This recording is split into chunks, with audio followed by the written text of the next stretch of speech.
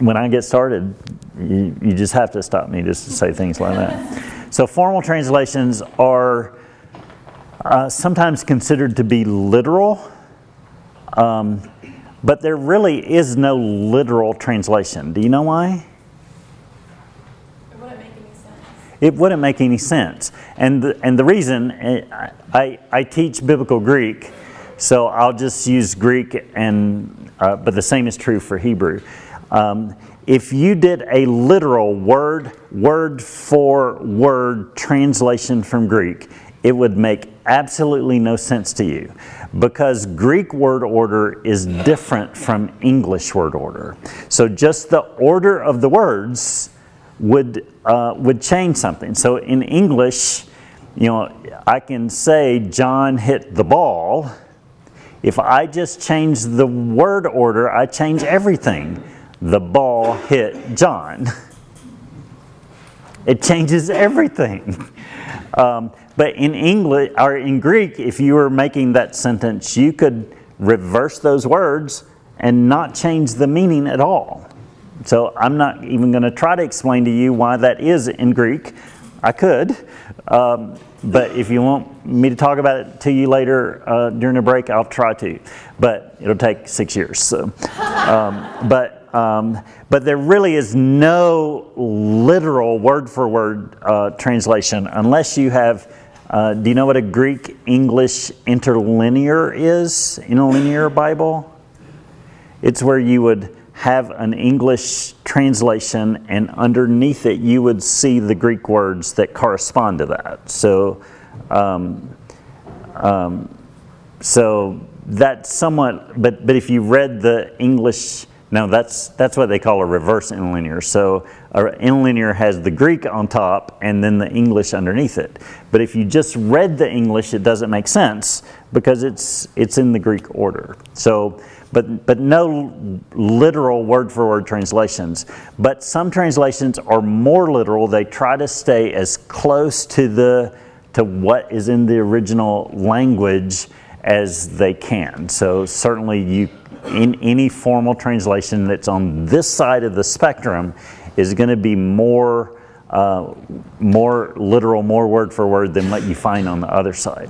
So on the other side of this spectrum are what translators would call functional translations. So formal and functional. So instead of the literal word for word translations, the translators are looking at what is being communicated and trying to communicate those thoughts in as clear a way as possible. So if those are word-for-word translations, more word-for-word, these are thought-for-thought translations. So not concerned about the word order at all, but trying to communicate in the language they're translating into as closely, as precisely as possible what's there. So then you've got translations that could fall anywhere in between these functional and these formal translations. So over here, do you know translations that would be over here in this more formal, literal word-for-word side of the spectrum? NASB. What is it? NASB. NASB is over here. ESV. ESV is over here. King James is over here.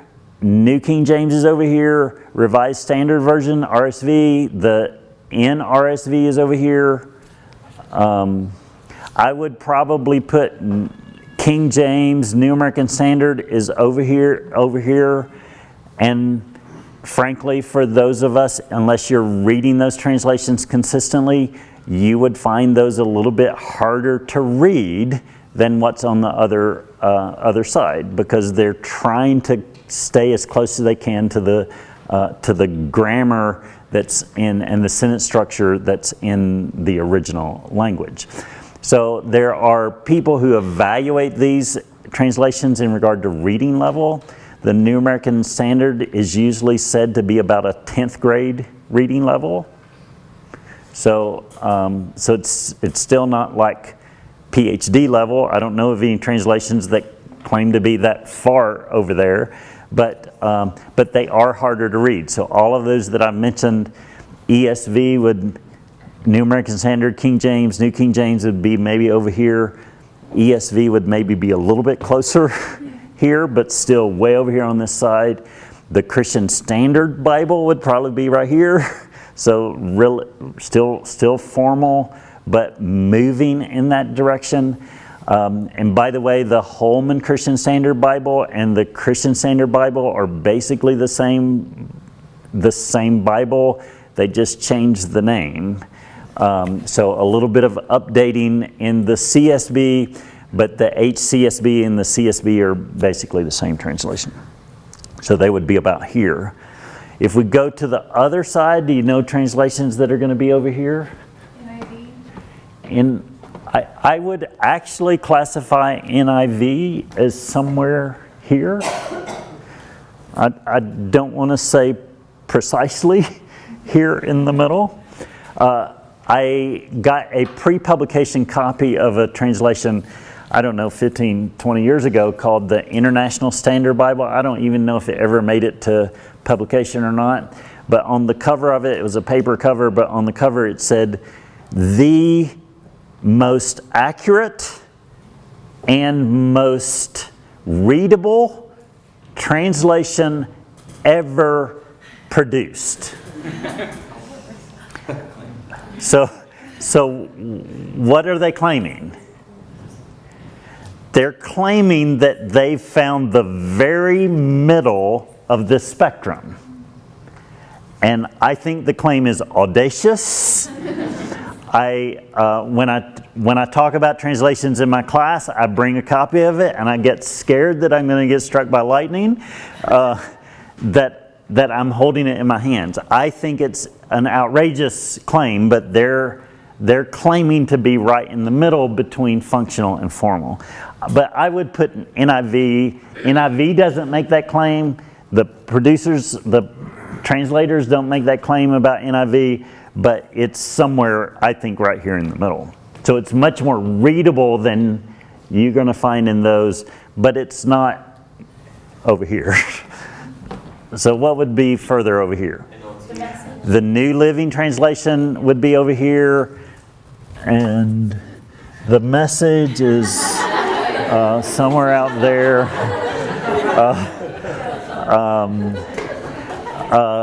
A lot of, and I should make the distinction between a translation and a paraphrase. How does a paraphrase differ from a translation? It takes an English translation and paraphrases it instead of looking at it. So an English paraphrase would take an English translation and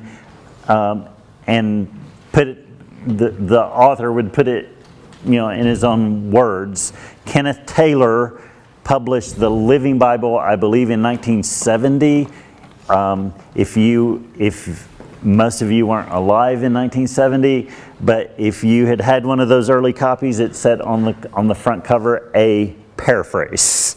The Living Bible, a paraphrase. So Kenneth Taylor made it very clear that he was not translating, but he was paraphrasing. He actually did the paraphrase to help his kids know what was in their Bible. So he was using his King James Bible, putting it in his own words to help his kids understand what was in the Bible. No intention to publish it. He had a friend who encouraged him to pursue publication after he finished it. And he did, and he probably made a lot of money, but that was not his motivation for doing that. Everybody that I knew, just about everybody I knew in the 1970s in my church had a copy of the Living Bible. Mom, we all had a copy. I think we had 5 copies. They were this, fake leather cover, but a different color for it. There were 5 of us. There were a different color for all of us. So mine was blue. But that's a paraphrase. It is not a translation, so it doesn't even fit into this spectrum of translations.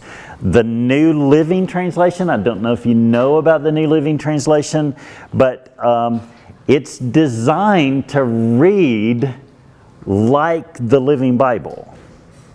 So style-wise, it's designed to read like the Living Bible, but it is a translation. So the translators were looking at the Hebrew, a Hebrew text and a Greek text. They were translators. They weren't lay people like Kenneth Taylor was, just trying to paraphrase what's there. They were translating. So NLT is over here because of its style, but it is a translation.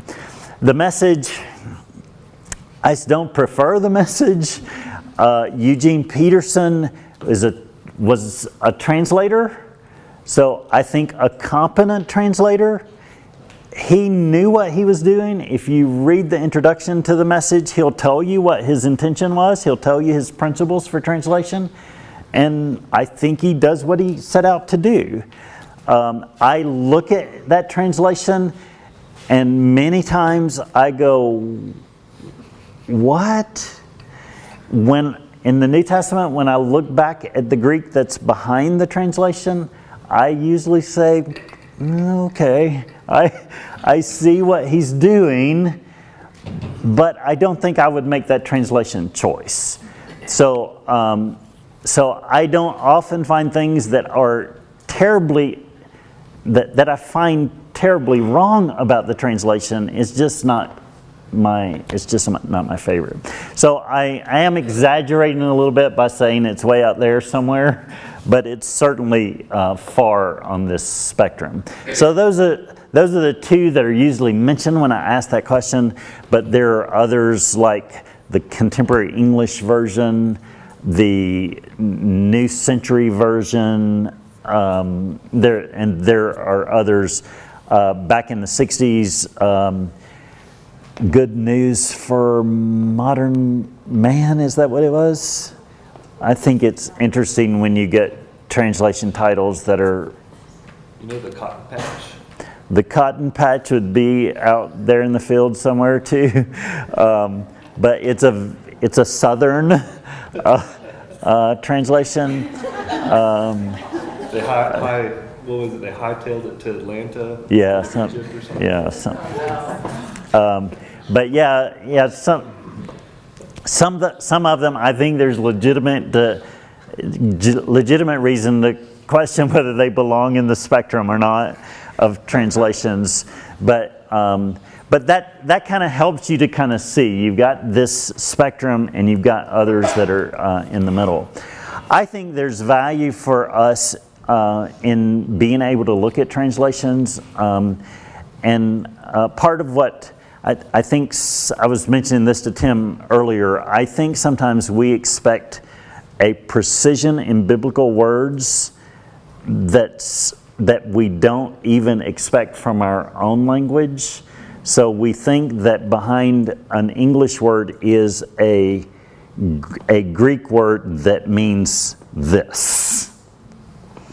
But if you are learning language in general, and this would be any language, you find that words have a range of meaning. And in our own language, we have it too. We have words that we use different ways in different contexts. But words have a range of meaning. Sometimes it's a compact range of meaning, but sometimes it's a wide range of meaning. And it really is its context that determines what the word actually means. So you could look at a word and say it means this, this, this, this, but the context should help you to see where in that range the word really is. I'll try to do this really quickly. I'm going to talk to you about a technique for comparing translations in a minute, but I'm not going to take very long to do that. But Philippians chapter 4, verse 5 says, New American Standard, let your gentle spirit be known to all men. So several years ago, I looked at that word that's translated gentleness or gentle spirit by New American Standard. And I compared 12 translations. So I never suggest that you compare 12 translations. That's just too much. But I kept adding it because of what I was finding when I was comparing translations.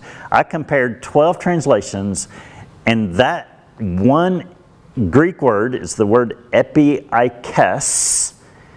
Epiikes was translated in those 12 translations in 8 or 9 different ways. So it's difficult when you look at that to go, what? To not go, what am I supposed to do with that? How do I even deal with what that is? So those translations range from gentleness, gentle spirit, to the idea of forbearance. So we don't use the word forbearance, but it has to do with holding back or, restraining emotions, those kinds of things. So we would consider it a negative word. I would even, when I say the word forbearance, I want to go forbearance. So it's just even if I don't know what it means, it feels like a heavier word than gentle spirit. But as I looked at the range of meanings of those words, I began to recognize that there kind of was a positive side that was reflected by gentleness, gentle spirit. There was this negative side to the word that was related to those ideas of control, being in control of oneself, forbearance. I believe that's the King James translation there. Moderation in King James. So forbearance, I had to think about who does forbearance, but moderation, forbearance is the idea of holding back. Gentleness it seems like something completely different. But I think what's there, as I spent time really working on trying to figure out what was there, it's two perspectives. It's this quality, this Christian quality that Paul is talking about in Philippians 4, that from the person showing that quality, it's control. Being in control of emotions. It's holding back. It's not spilling all of my emotions onto you every time that I'm seeing it. So holding back on the emotions. But this other side, the gentleness, the gentle spirit, is what somebody is experiencing when I show that quality.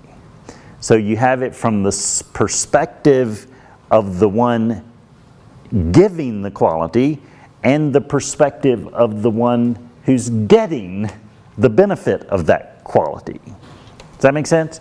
So that whole thing is in the range of meaning of this word.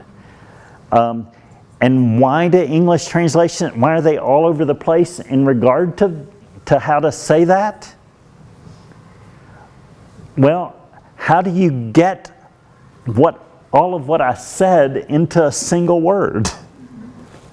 I don't think you can.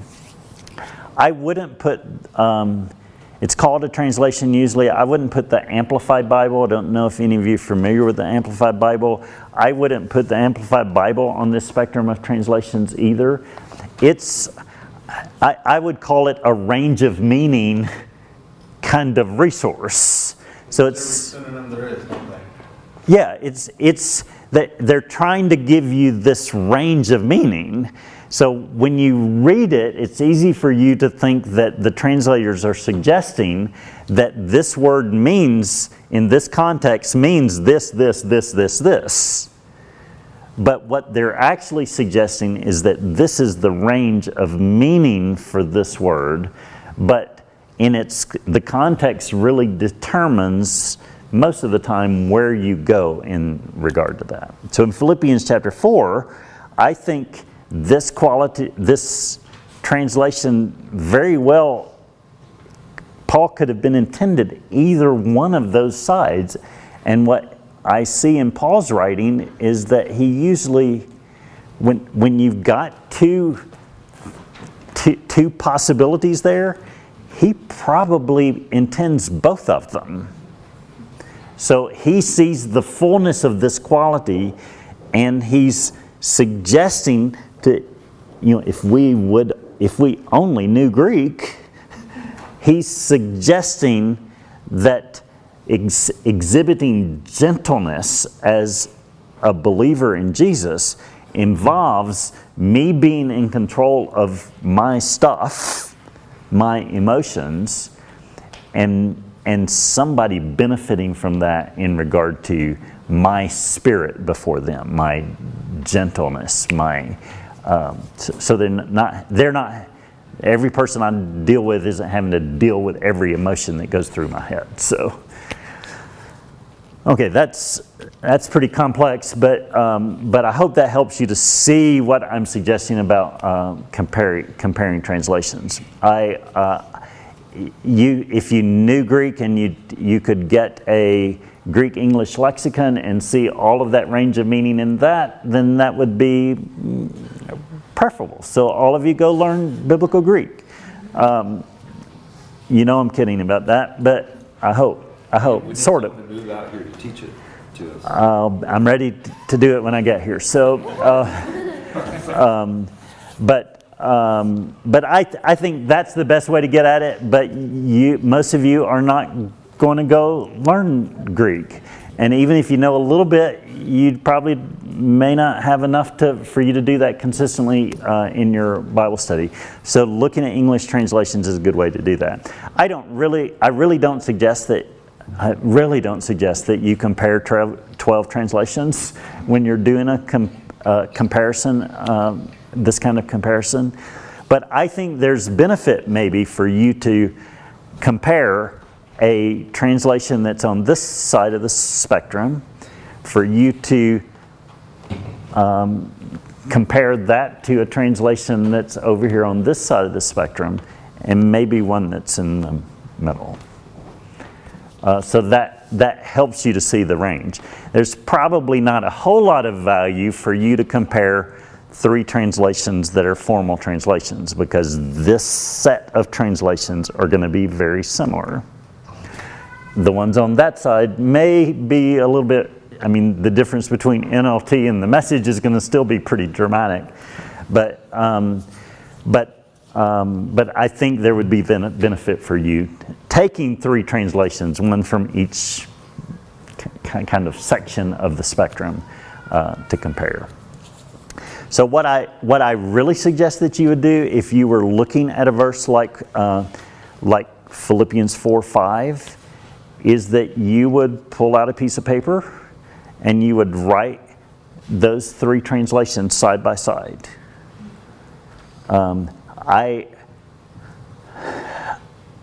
I would suggest that you write it. Any idea why I would suggest that? Write it with your hand. Memory. Do what? For memory. And Yeah, it just helps to put it in your brain a little bit differently than if you're just reading it.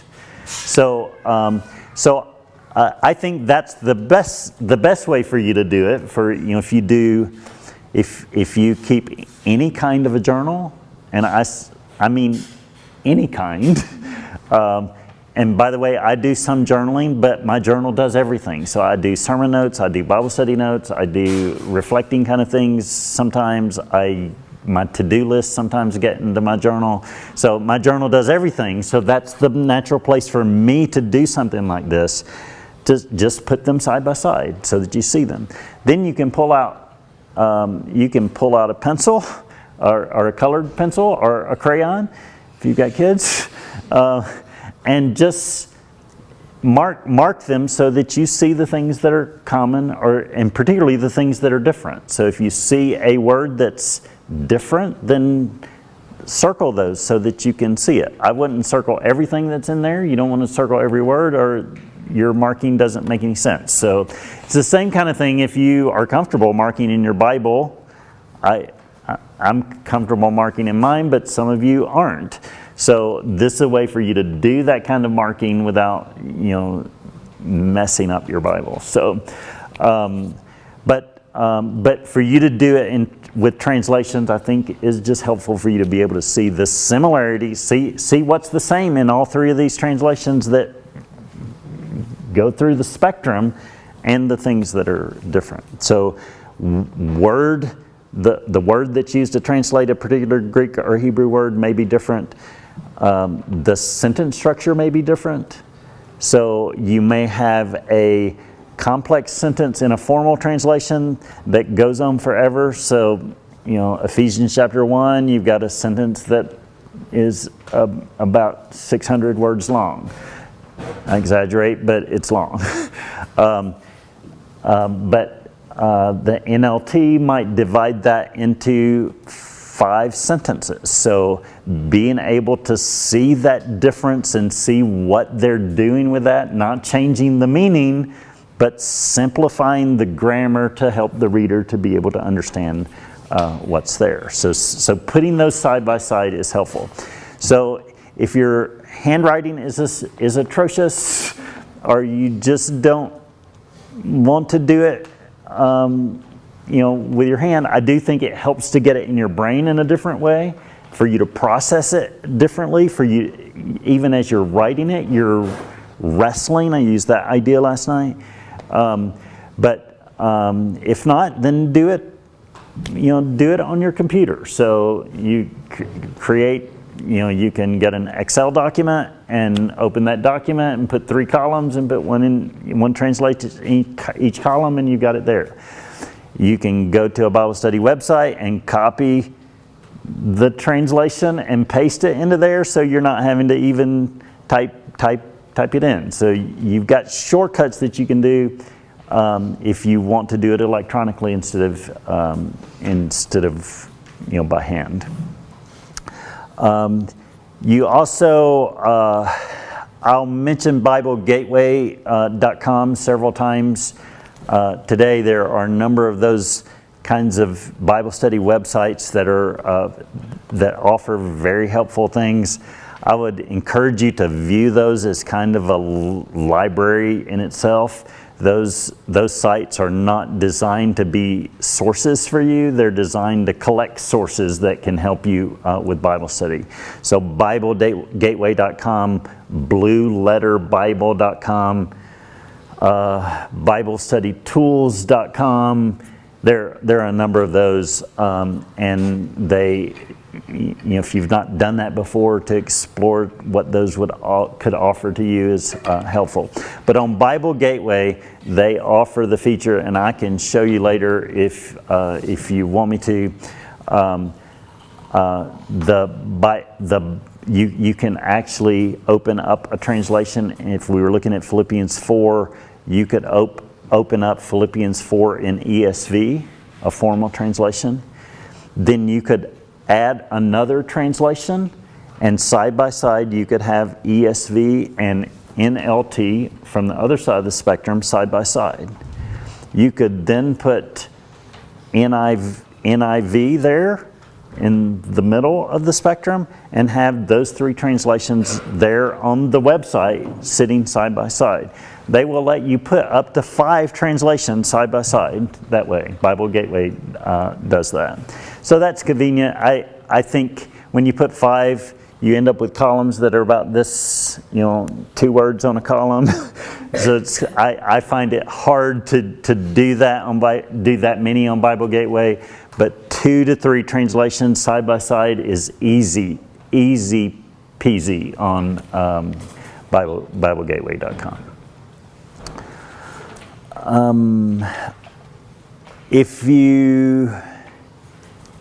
I probably should say this, most of you probably don't need me to say it, but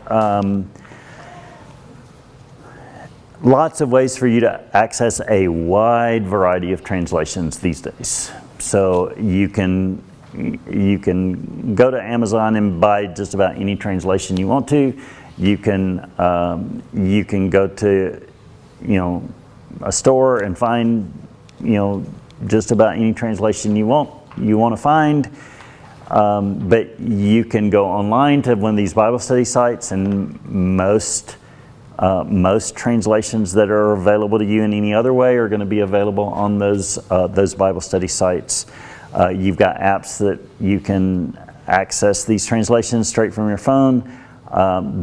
I think the easiest for me to use is the YouVersion app, available on Apple phones and iPhones and Android phones.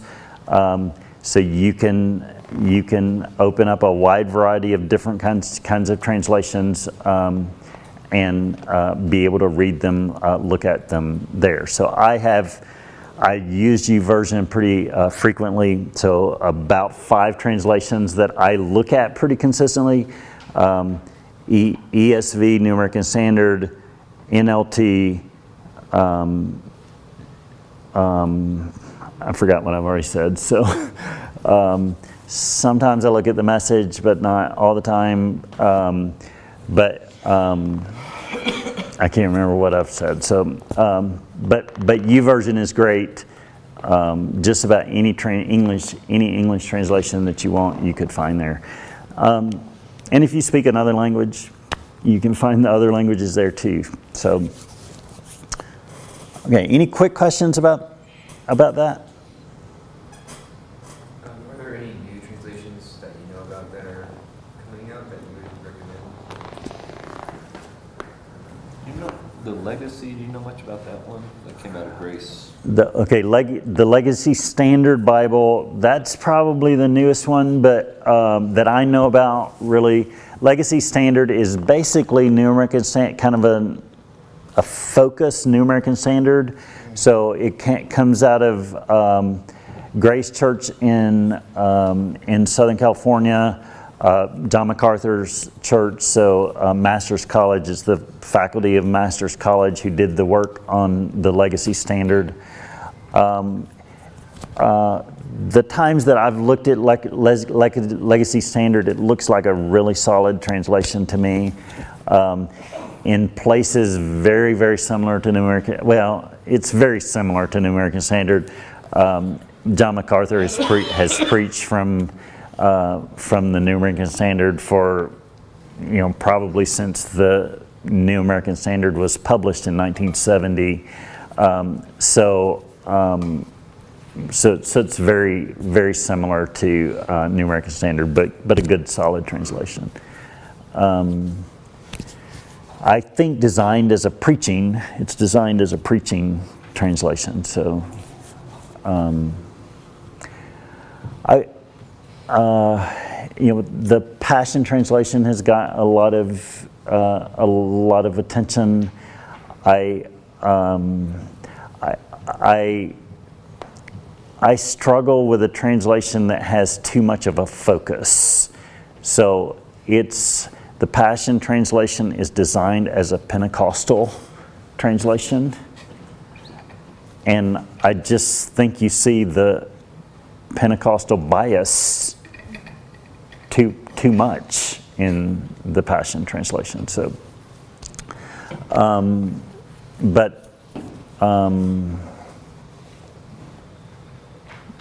yeah. Have any of you ever read the introduction to the translation that you are using?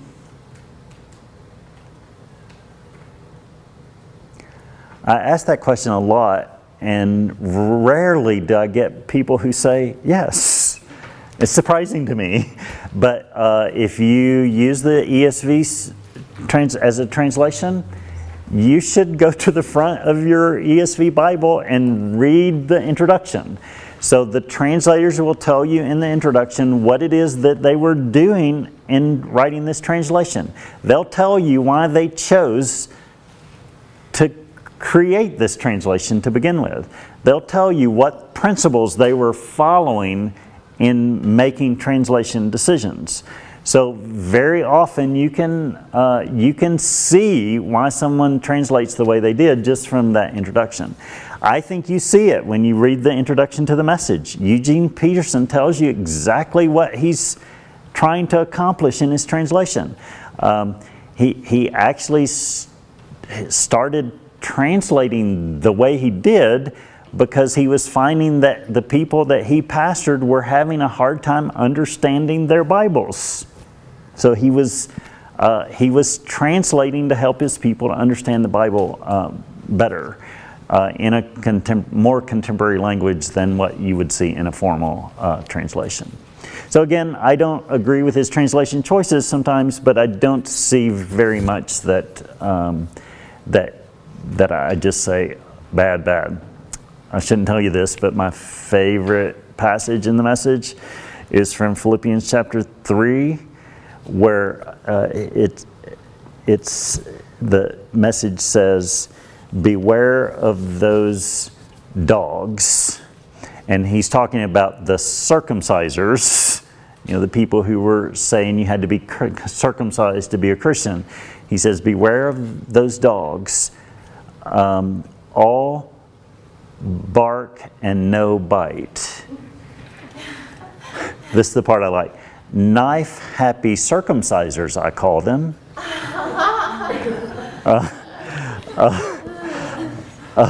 And then he goes on to talk about the true circumcision. So I have to read that. I hear Yoda's voice every time I read that. "Knife-happy circumcisers, I call them." So,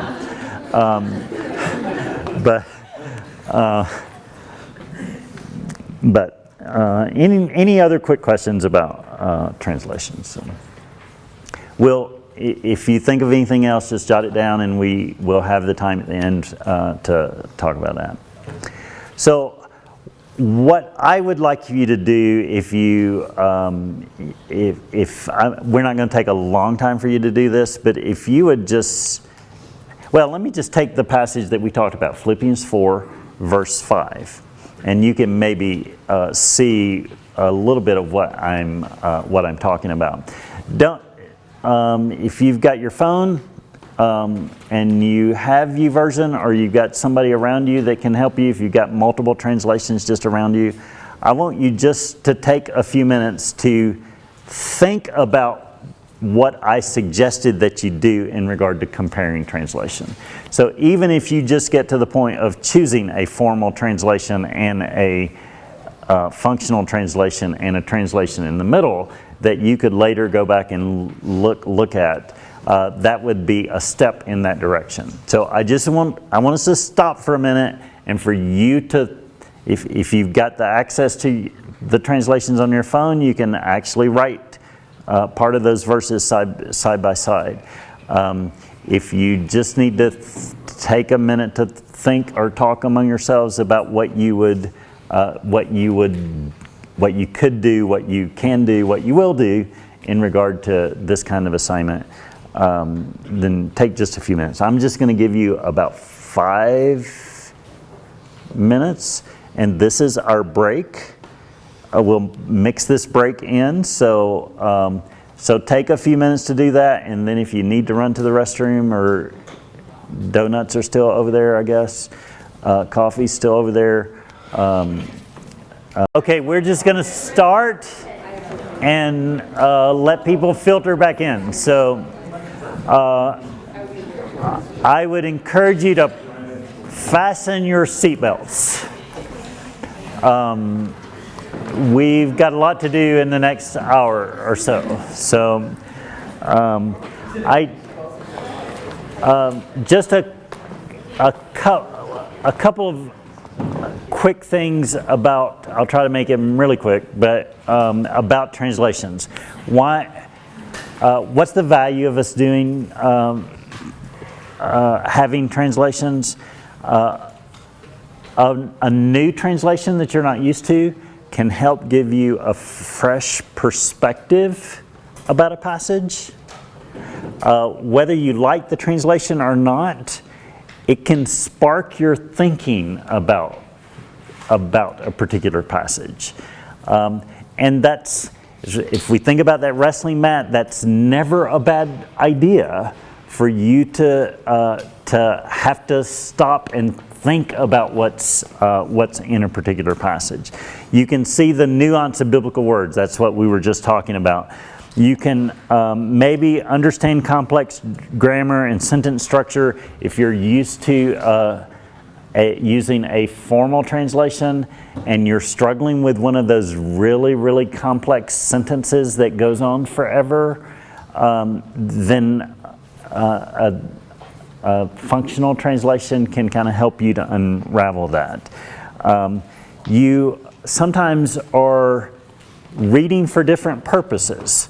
So I am consistently trying to read through the Bible every year.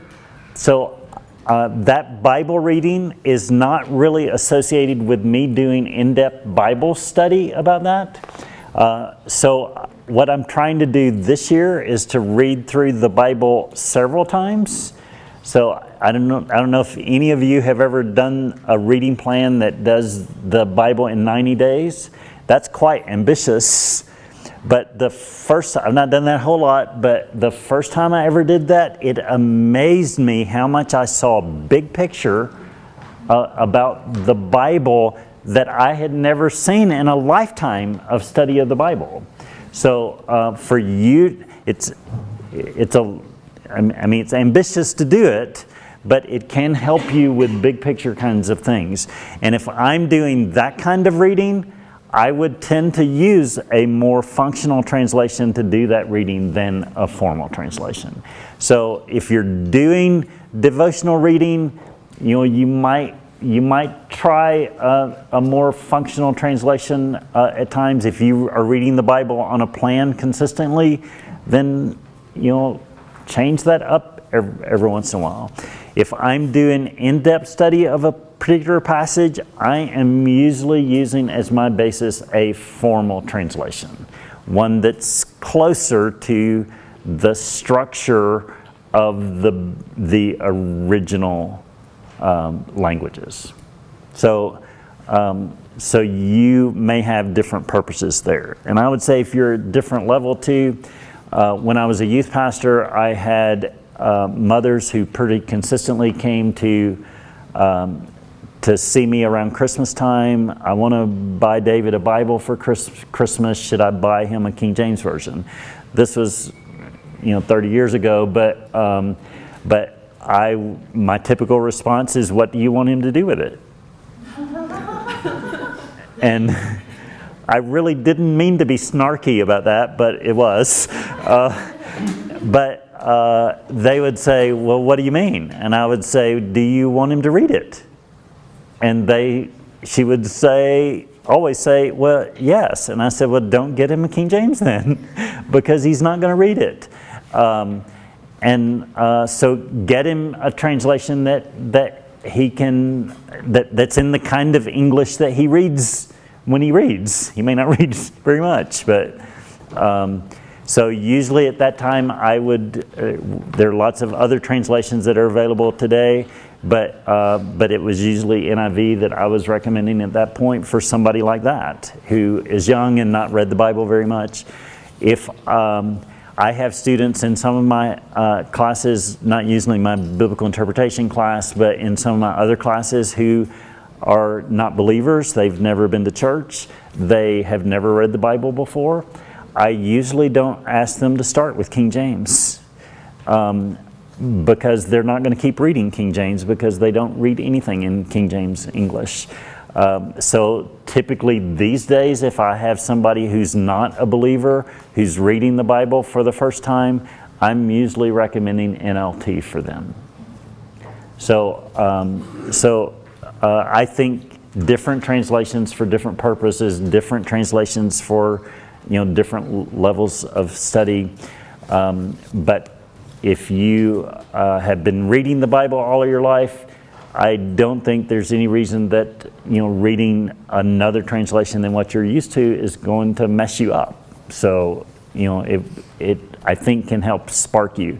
And if you're reading a translation that you're not used to, and you read something that's kind of, you think, what? Like I do with the Message, then keep the translation that you know beside you, and it actually can help you in understanding. So, okay, moving on. I'm got to move on. I want to talk. Somebody needs to time me. I want to take no more than 15 minutes to do this. Georgia, are you going to time me? Yeah, Cameron will do it. Okay, thank you, Cameron. So this is from the book that I mentioned that I use as my textbook in the classroom, Grasping God's Word, a hands-on approach to reading, studying, interpreting, and applying the Bible. So the authors of that textbook talk about an interpretive journey. I call it the IJO sometimes, but the interpretive journey has 5 steps. The name of the textbook is Grasping God's Word. So the first and the 5th step have the word grasp in them. So that may help you in remembering that. The first is to grasp the text in their town. The last one, the step 5, is to grasp the text in our town. So really what's crucial for you to understand in this journey is that it makes this distinction between their town and our town. And without any of the background, what do you think that distinction is? Their town, our town. Who is they? The original context, like the author's context? Yes. So it's taking you back to the time that these writings were written. So who's involved, what's happening, those kinds of things. Our town is us, where we are now. I'll just say, a couple of preachers in the room here, a couple of pastors in the room. Most pastors tend in one direction. They tend toward their town or our town. And not much in between. So I'm not scared to admit that my tendency is to face their town. I can talk about their town, the passage, what's in the passage, who's in the passage, what's going on in the culture, what's happening in the time period, all of that stuff related to the text itself. I'm comfortable in that world. I have to remind myself about our town that in my preaching, I need to make sure that I'm helping people to know what to do with this once they know what's in the text. I've heard other preachers who focus all on application, on personal application, and they never really get to what's actually in the text. I think the authors of Grasping God's Word do a good job at really setting this framework for us to understand what's involved in interpretation. It is bringing together their town and our town that is the purpose of interpretation. So if we don't do application, then we've not gone far enough in the interpretive process. If we don't do their town, then we're not doing enough at really understanding what the text itself, what the Bible itself is saying to us. So step number 1 is grasping the text in their town. So the things that you need to consider in regard to their town in a particular passage, if you're looking at a particular passage, who is writing, who is speaking, who is involved, what's happening, when is it happening, where is it happening, what are the things that are going on. I think the book of Ruth is a great example for us to look at. I think it's a great story, but if you don't have any idea culturally what's going on in regard to the concept of levirate marriage, that's the idea of someone marrying their That's the easy way to do that. So marrying to represent a brother who's dead. So if you don't understand that concept culturally, then it's hard for you to unravel what's taking place in regard to the book of Ruth. So that's a part of that discussion of their town. I would also, in regard to this, to wrestle with and consider what is the main point or points of a passage. So if it's a story, then you can maybe understand what's going on in the story, but you should be thinking, what is the point that's being communicated in this passage? What is the main thing that's going on? What's the main thing to consider? Is there something here in this passage about who God is? Is there something in this passage about what God does? Is there something in this passage about human nature?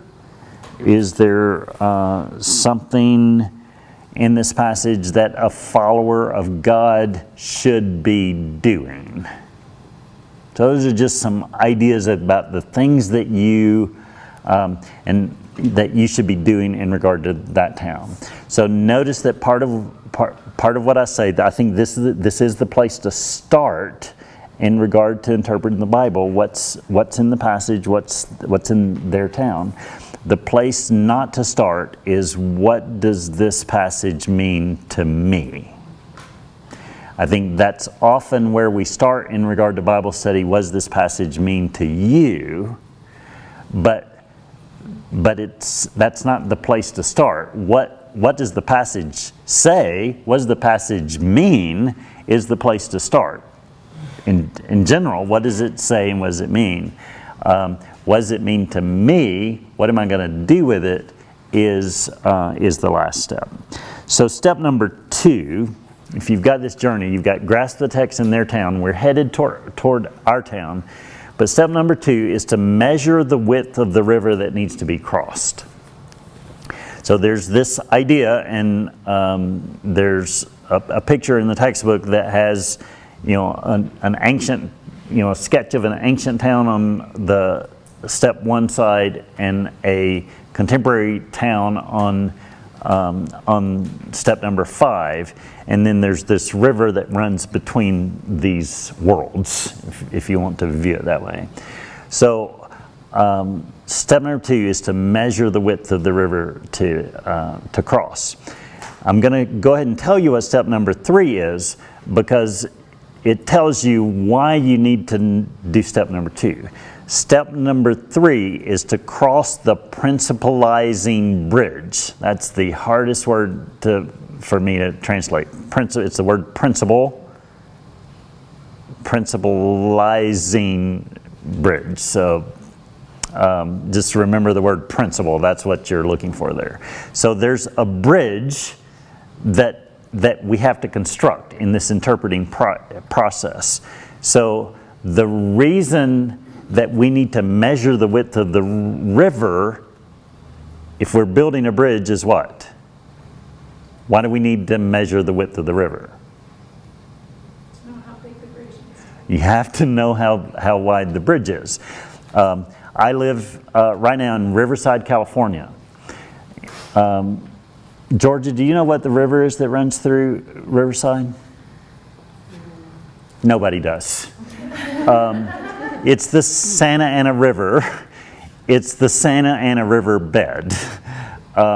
So the Santa Ana River that runs through Riverside, California is not really a river until the 50-year flood happens. I hope we're gone before the 50-year flood comes. But the riverbed's there. There are bridges over the riverbed because when the floods come, then the riverbed fills up. But most places in the city of Riverside where the Santa Ana River runs, there either is nothing there or just a trickle of water that you can step across.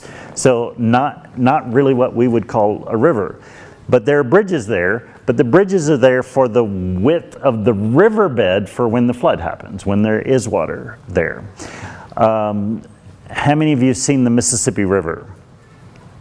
How many of you have seen the Mississippi River at Memphis? Okay, there are two bridges that cross the Mississippi River at Memphis. I would tell you the names of them, but they don't matter. One of those bridges is 5,222 feet wide. The other one is 9,432.6 feet wide. So one of them is 4,200 feet longer than the other. That's weird. And when you cross that longer bridge at Memphis, it's kind of weird because most of it you don't see any water because it's built for flood stage as well. So, and you can guess which of those is the newer bridge. It's the wider of those that's the newest bridge. So if you had a Santa Ana River bridge across the Mississippi River at Memphis, it wouldn't be good for anything. Why? It's just not long enough to cross the river. Lake Pontchartrain, north of New Orleans. Anybody know how long the bridge is across Lake Pontchartrain? Very long. It's nearly 24 miles long.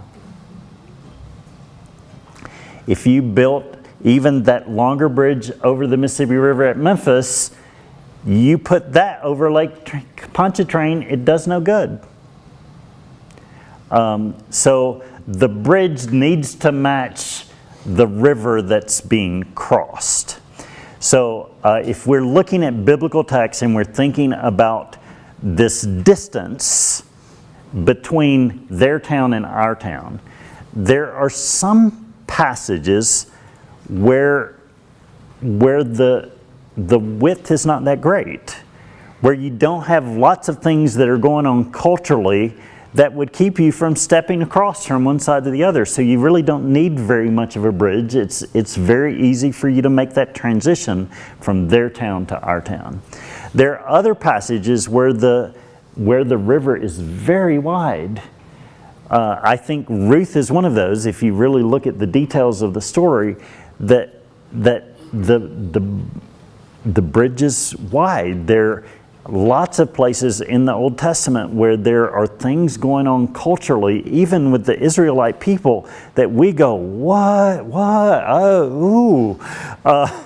I mean, a lot of things that are going on that are just different from our culture.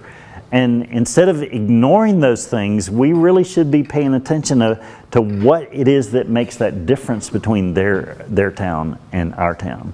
Certainly language is a part of it. You know, we have that language barrier with any biblical text because none of the Bible was written in English. So we've got that language thing that we deal with whenever we're looking at the Bible. We need to look at culture. We need to look at specific instances in regard to that. We need to look at the religion. So the 2 minutes. The religion, Judaism is a very different religion than Christianity. So if you look at the Judaism of the Old Testament and the law that's associated with the Old Testament, and the New Testament even in itself is wrestling with a lot of those issues between the difference in the Old Testament world and the New Testament world. So you even need to consider the bridge that needs to be built from Old Testament and New Testament. Jesus is the bridge, but that's kind of what we're talking about when we talk about measuring the width of the bridge. Step number 3 is to build the bridge, and Grasping God's Words talks about a principalizing bridge. So it's finding the eternal principles, the the things that are consistent between their town and our town. That's what you're looking for in regard to eternal principles. So if you're looking, like what I mentioned before, about what this says about God, what it says about who He is, what He's done, what it says about human nature, what it says about someone who's following God, what they need to do in regard to following God, those are the kind of things that are going to help you find the things that bind their town and our town together in a particular passage. So that's what's in actually looking for the main point in a passage can help you to see that basic principle or principles that are helping bind their town and our town together. When I first started using Grasping God's Word in my class, there were 4 steps to this interpretive journey. So you went from building the bridge, crossing the bridge, to grasping the text in our town. But there is a step in between those in the most recent editions. So step number 4 is to consult the biblical map. Any idea what that might be talking about? Like looking at the context around it. Actually, they don't really address where they would do that, but I would do that back in step 1. They're really talking about allowing the Bible in other places to help you to understand a particular passage. So if you have a word or a phrase that's used in the passage that you're looking at, that you have other places in the Bible where that is used, then you look at those passages to help you to know how to understand what's in your particular passage. It might be a theme too. So if you're looking at like a broad theme like salvation, you might look at other places where that theme is addressed to help you to understand what's being there. So particularly if you're looking at something in Paul's writings, then certainly his other letters could help you to understand something that he might be saying to the Philippians in the book of Philippians. So the step number 4, consult the biblical map, is about letting the Bible help you to interpret a particular part of the Bible. So grasp the text in their town, measure the width of the river that needs to be crossed, build the principalizing bridge, consult the biblical map, and grasp the text in our town. So our town is so what? You know, when I was finishing my doctorate in Fort Worth, Texas, we were part of a church, and I taught a Bible study. A relatively new Christian was in my group, and I would teach, and it was not unusual at the end of my teaching, Ted would say, "So what?" That frustrated me so much.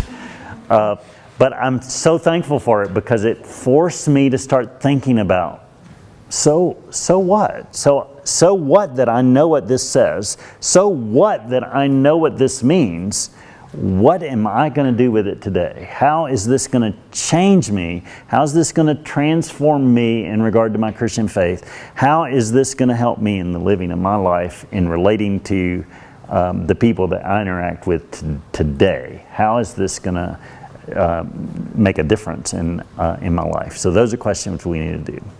So those are those steps. I went over, how much over? 5 minutes over, so I did 20 minutes.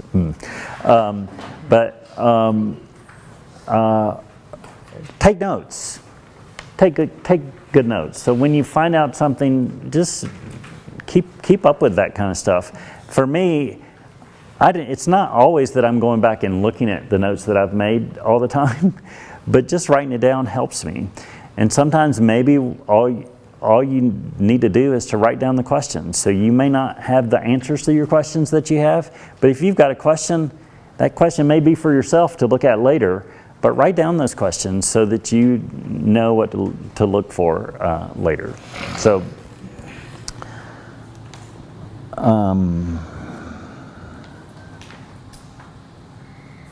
A quick thing about sources for interpretation. There are outside sources that can help you with information. I think particularly we need help related to step one in regard to their town, because we didn't live in the world of the Old Testament. We didn't live with the Israelites in Canaan when they were there. We don't know the struggle that they had with the Canaanites when they lived in the land. We weren't with them when they were in Egypt. We didn't sit in the palace with David when he was king. We weren't interacting with the prophets. We weren't walking the dusty roads of Galilee with Jesus. Sometimes we just need help in understanding those kinds of things. Sources can help you with that. This may be something that you don't need to hear, but I would encourage you, if you're really serious about interpreting the Bible, that you would get a good study Bible. There are really, really good study Bibles that are available these days. Robust, strong study Bibles. The ESV Study Bible kind of set a new standard for study Bibles when it was published in 2008. But it's a pretty hefty thing. But what you would be looking for in a good study Bible would be a study Bible that gives you really good introductions to Bible books. So the ESV Study Bible and others that are similar to that are going to give you, substantial introductions to what's in a book. So you'll get good information about culture and history and dates and those kinds of things, as well as literary kinds of stuff. So the ESV Study Bible, the Zondervan Biblical Theology Study Bible is also very robust. The Christian Standard Bible, the CSB Study Bible, is also along those standards. There are lesser study Bibles, so any study Bible is going to be better than no study Bible. But these and probably some others that are really robust that could help you with these things related to the interpretive journey. Secondly, if you want to go even further than that, I would suggest the possibility of you getting a Bible dictionary or a Bible handbook. So available these days are both of those. All of the major Christian publishers have these that are like this size of a book. They're usually a little bit bigger than this, but about maybe twice this thick. So that's probably the size that you need. You can find a little pocket Bible dictionary that's the size of my wallet. I wouldn't waste your $5 on that, because you're going to get $5 worth of it. So you could also find Bible dictionaries. There's a great Bible dictionary that's like a 6-volume. You don't need that 6-volume Bible dictionary, but that kind of good basic Bible dictionary might help you. A Bible handbook is going to give you the same kind of information that's in a Bible dictionary, so I wouldn't suggest to most of you that you get a Bible dictionary and a Bible handbook. It's just the order, the way the material is arranged is what's different. So a Bible dictionary, it's arranged like a dictionary would be arranged by topic or place or name.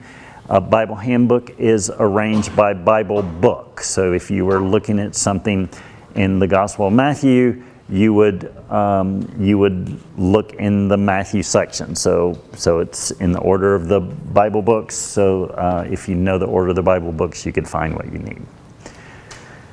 The Baker Illustrated Bible Handbook has an article by Dan Wilson that is not the singer nor the baseball player. That's me. So I'm not suggesting that so you go and I get commission on that. They paid me the $92 I got for writing that little article up front, and that's all I get. So But it's about it's a short little sidebar kind of thing about the crucifixion of Jesus, and you might not intuitively know where you would find that, but it's in the Gospel of Matthew section of that Bible handbook. I guess because Matthew comes before Mark, Luke, and John. So, yeah. But then I mentioned the online sources. Those websites that I mentioned, those could be helpful to you as well in finding this kind of information. And then the other thing that I would mention is commentaries. I am surprised at how my students are how intimidated and scared they are by commentaries.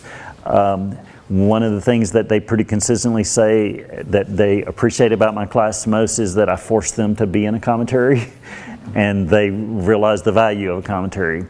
All commentaries are not created equal, so you can find a very basic commentary that's going to help you with, kind of a starting place. You can find a very robust academic commentary that you can't figure out what they're talking about. So if you've not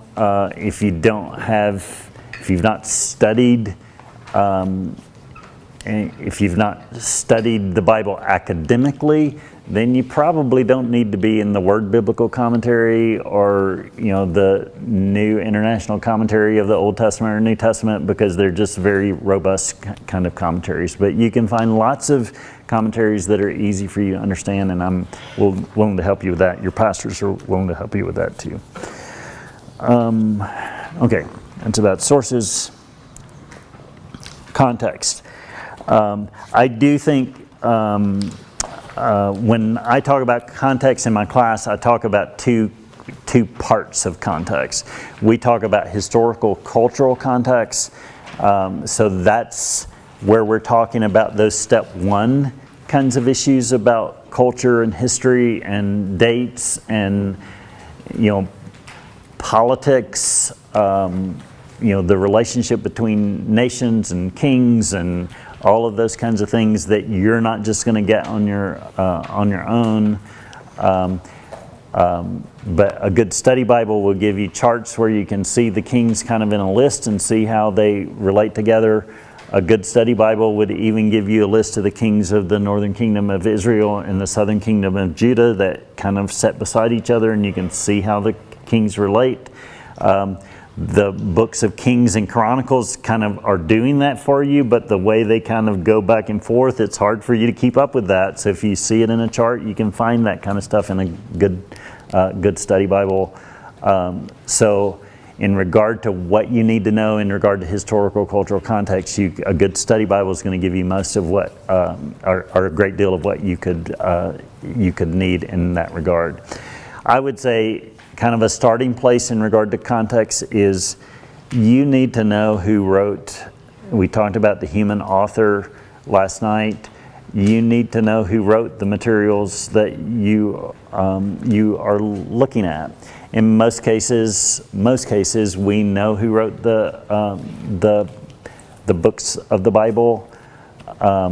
You get to a book like I probably shouldn't open this can, but Hebrews. Lots of opinions. Only God knows. But I would. My own conclusion is that I don't think it's Paul that wrote Hebrews. Probably the reason that is the consensus in a lot of places is because it's right at the end of the collection of Paul's letters in our English Bibles. So it bumps into the Paul collection. I actually think if you look at generally the order of Paul's letters in regard to their size, I think if Hebrew was considered to have been Paul's letter when the collection was put together, it would be close to the front of the collection and not at the end. That's just one of my things. So, but there's some of the Old Testament books that we don't know precisely who may have written those. So we could say some general things about that. But for the most part, we can know who wrote them. We can know who was being addressed in those books. And again, a good introduction in a study Bible is going to help you with those kinds of things. The other thing is related to literary context. So I think there is value you looking at a particular passage or a particular book in regard to its literary value and how it's formatted in regard to literature. Genre, some of you may not know the word genre, but it has to do with literary style. So you need to know what kind of literature you're looking at. So if you're looking at one of the parables of Jesus, it's just a different kind of writing than when you're reading about something that Jesus did, say one of Jesus' miracles. So if you're looking at one of Jesus' parables, then typically you're looking for one main thing that he's communicating in that parable. You need to be watching for that one main thing that he's communicating. If you're looking at narrative or story in the early parts of the Old Testament, you're not going to read that the same way you do the poetry that's in Psalms. You're not going to read that the same way you do the wisdom literature that's in the book of Proverbs. You don't even read that the same way that you do the prophetic writings that are in the prophetic books in the Old Testament. And then you're certainly not going to read that the same way you do the apocalyptic work that's in the book of Revelation. So as you look at those different styles of writing, you need to recognize that they're different and how you look at those things. If you're in the poetic material, you need to recognize when the writer is using a metaphor. So we know this when we stop to think about it, but we don't often stop to think about it. When David said, "The Lord is my shepherd," he really isn't suggesting I'm a sheep and God has a shepherd's staff in his hand and shepherding him exactly like a sheep. It's a metaphor, and he's saying particular things about God's care for him, but using the image of the sheep and the shepherd to communicate those kinds of things. So when the psalmist says that God is my refuge, he's not saying that God is this fortress-like structure out in the desert. That's so he's not talking about those kinds of things. It's a metaphor. It's an image that's used to communicate particular things about God. So I think it's helpful for you to recognize when he's using metaphor, and that doesn't mean that he's not communicating something very directly, but he could have said, God cares for me like a shepherd cares for his sheep. That's what he's saying, but what he says is the Lord is my shepherd. So those are different ways of communicating. And so those are the kinds of things that are related to literary. And then I think the other thing in related to literary context is when if you're looking at a verse in the middle of Paul's letter to the Ephesians, then you should be looking at what's surrounding that. So look at what's in a verse in light of what's in that paragraph. Look at a paragraph in light of what's in that section of the letter.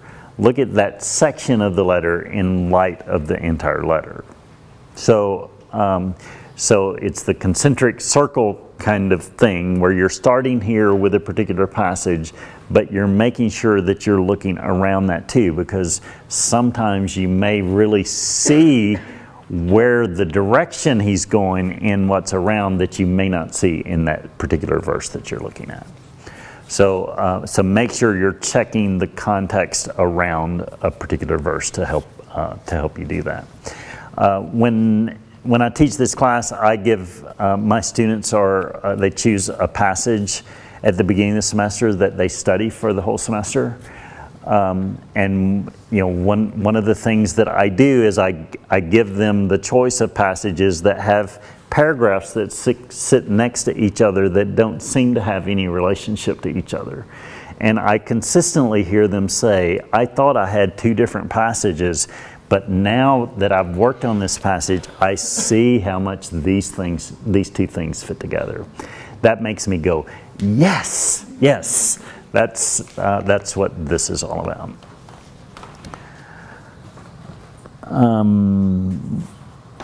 What time is it? 11. It's 11.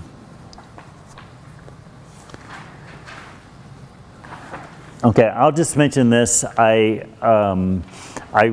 wish I had a screen that's as big as this in front of me so that you could see all of this, but a good way for you, if you don't know Greek, and most of you don't know Hebrew, a simple way that I discovered in pandemic. So I was forced during pandemic when I was doing all of my classes online and not having my students in front of me and them not having access to a library on campus, I was forced to kind of try to help my students find sources from their home. So one of the things when it comes to looking at biblical words that I discovered on Bible Gateway. So there's a way, even if you don't know English, for you to, or if you don't, well, you may not know English, but if you don't know Greek, a source that's on Bible Gateway that can help you to see what's behind English words. So if you go to Bible Gateway, and by the way, I'm going to give you another card in a minute, and I'm gonna, if you want to see my PowerPoint, if you want me to send you a copy of the PowerPoint, I'm glad to share it with you. And I don't have it yet, but I'll fill out a step-by-step. I'll show you what I'm going to say to you very quickly here. So if you go to Bible Gateway, at the top you'll see the search, the Bible search, so you can put in a particular passage. So let's just say John 3:16. So put in John 3:16. Choose your translation. So there'll be a tab there that a pull down menu, so you can choose your translation, ESV or let's just say ESV. Then make sure you hit the search button, and it will search that. It will pull that text up.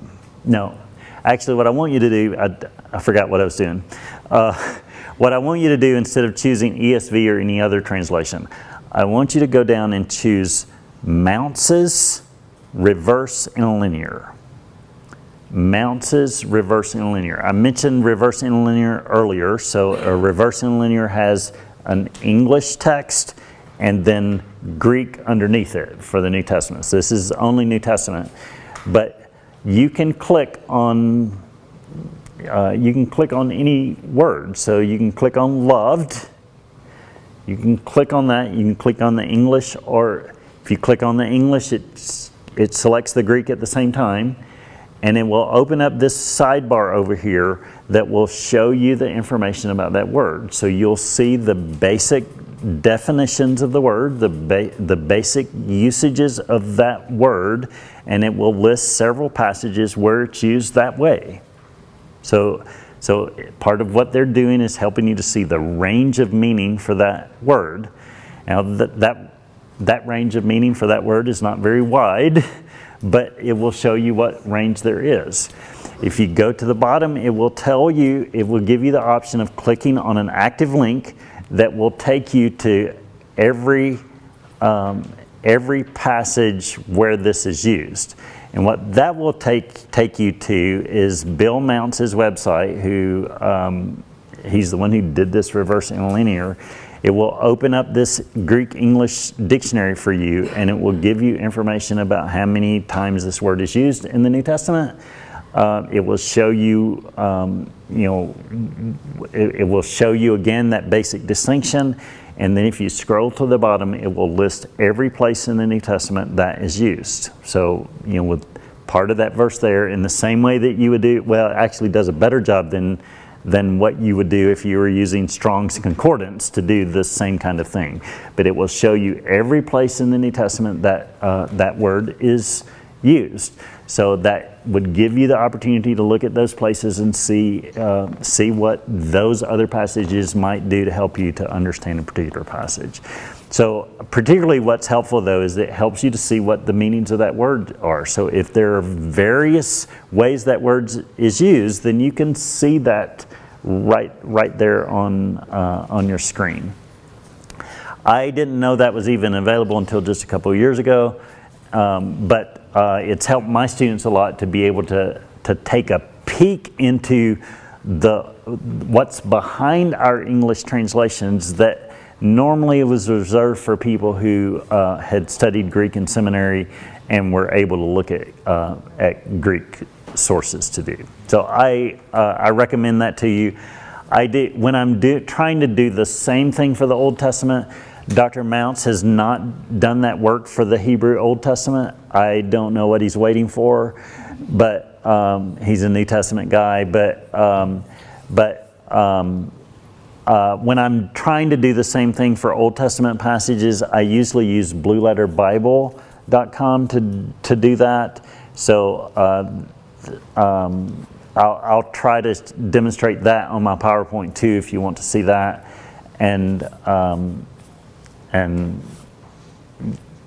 So it's actually using Strong's Concordance in an electronic kind of format, but you get some of the same kind of information. It's just a little clunkier to access than it is through Bible Gateway with the New Testament.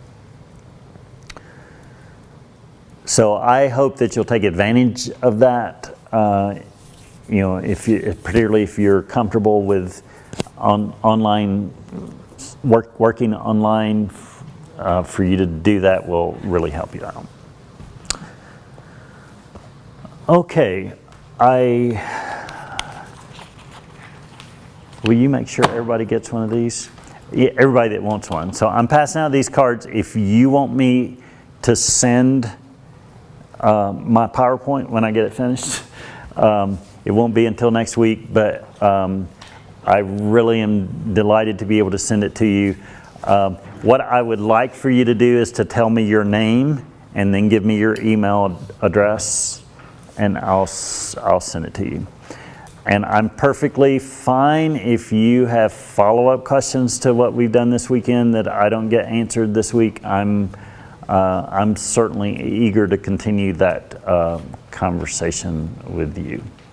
So just in case you need to know to watch for what I send to you, my email is dwilson@calbaptist.edu. So that's where this has come from. So at calbaptist.edu.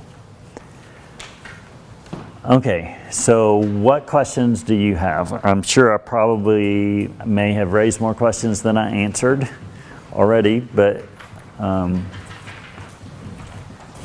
yes. Would you fill in the importance of canonical context?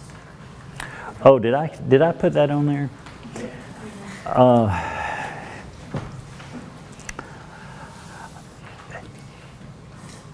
I think the reason I skipped that is because I would have to explain what canon is. So, the word canon is a word that's used to refer to a body of Scripture. So the canon of Scripture, C-A-N-O-N, that's not C-A-N-N-O-N like that shoots cannonballs, but canon, the word canon is from a Greek word that means reed. So it refers to like a yardstick, a measuring device. So so I want to explain. I won't do that whole lecture, but canon generally refers to the body of writings that is someone's scripture. So we could point to a biblical canon that would be the books of the Old Testament, the books of the New Testament. We could refer to a Catholic canon, and we would be included in the books of the Apocrypha because they consider the books of the Apocrypha as a part of their scriptures. We could even talk about a Muslim canon, so the canon of scripture for Islam. So any religion that has scripture is they can have what's called a canon of scripture. So in regard to canonical, the canon context, I would be talking about, that would be particularly where you would maybe look at the collection of Paul's letters together, and you see what he might be communicating about, say, justification by faith, not only in the letter of Romans where you see it most pronouncedly, but where he might talk about justification in other parts of his writings. And the same thing in regard to the Gospels. So in regard to the New Testament canon, the Gospels fit together. So they are snapshots of Jesus. They show us perspectives of Jesus. They show us even the same event sometimes, but from different perspectives that come from the authors. So that's what I mean by canon context.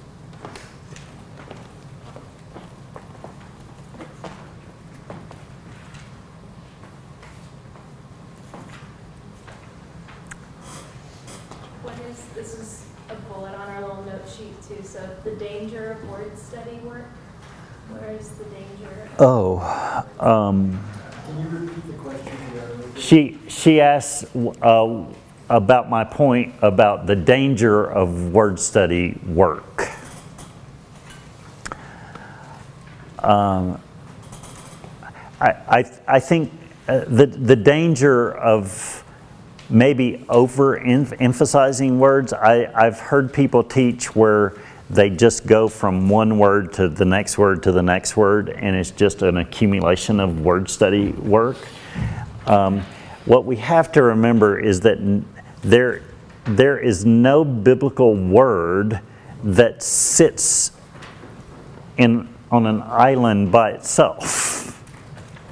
So words only have meaning in sentences, in a context. So even if we take a word like the Bible, I'm not talking about the biblical word, but the word Bible, I could just say Bible, and you're going to look at me like I've not said anything.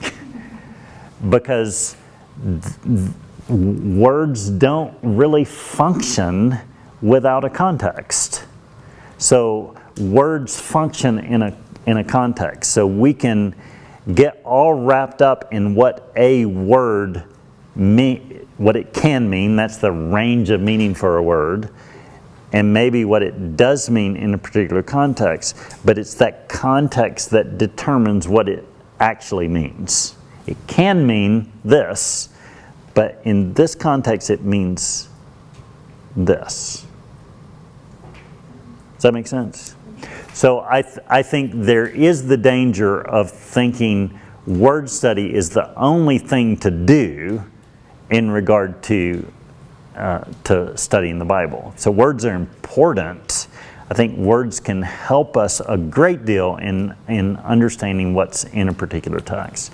But I wouldn't spend all of my time there if I'm studying a passage. So rarely, if I'm looking at a verse, or personally, I'm rarely ever looking at a verse. I'm nearly always looking at a verse within its paragraph. And by the way, you may or may not know that, well, I'm not going to say that, so I'm out of time. So, yeah. I was just going to say something about punctuation and paragraph breaks and chapter breaks, and I guess I'm going to go ahead and say it. Well, not completely arbitrary, but the originals didn't have punctuation. So these Did have paragraph breaks, and you can usually see it. Well, the later texts do, but the oldest texts they often didn't. And I think particularly in the New Testament, because they weren't people, particularly the people writing these things and transmitting them into manuscripts, they weren't wealthy.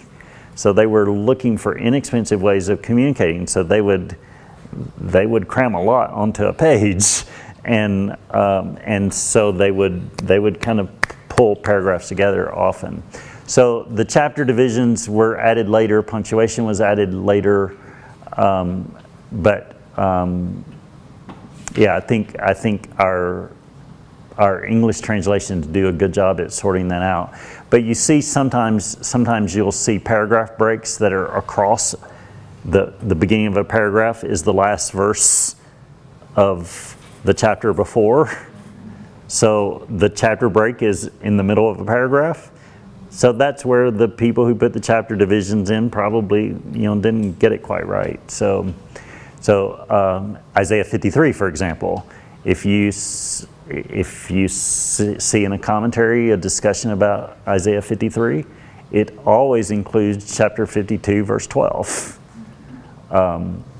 So it's considered verse 12 of the previous chapter is considered to be a part of chapter 53. But all of that is about helping us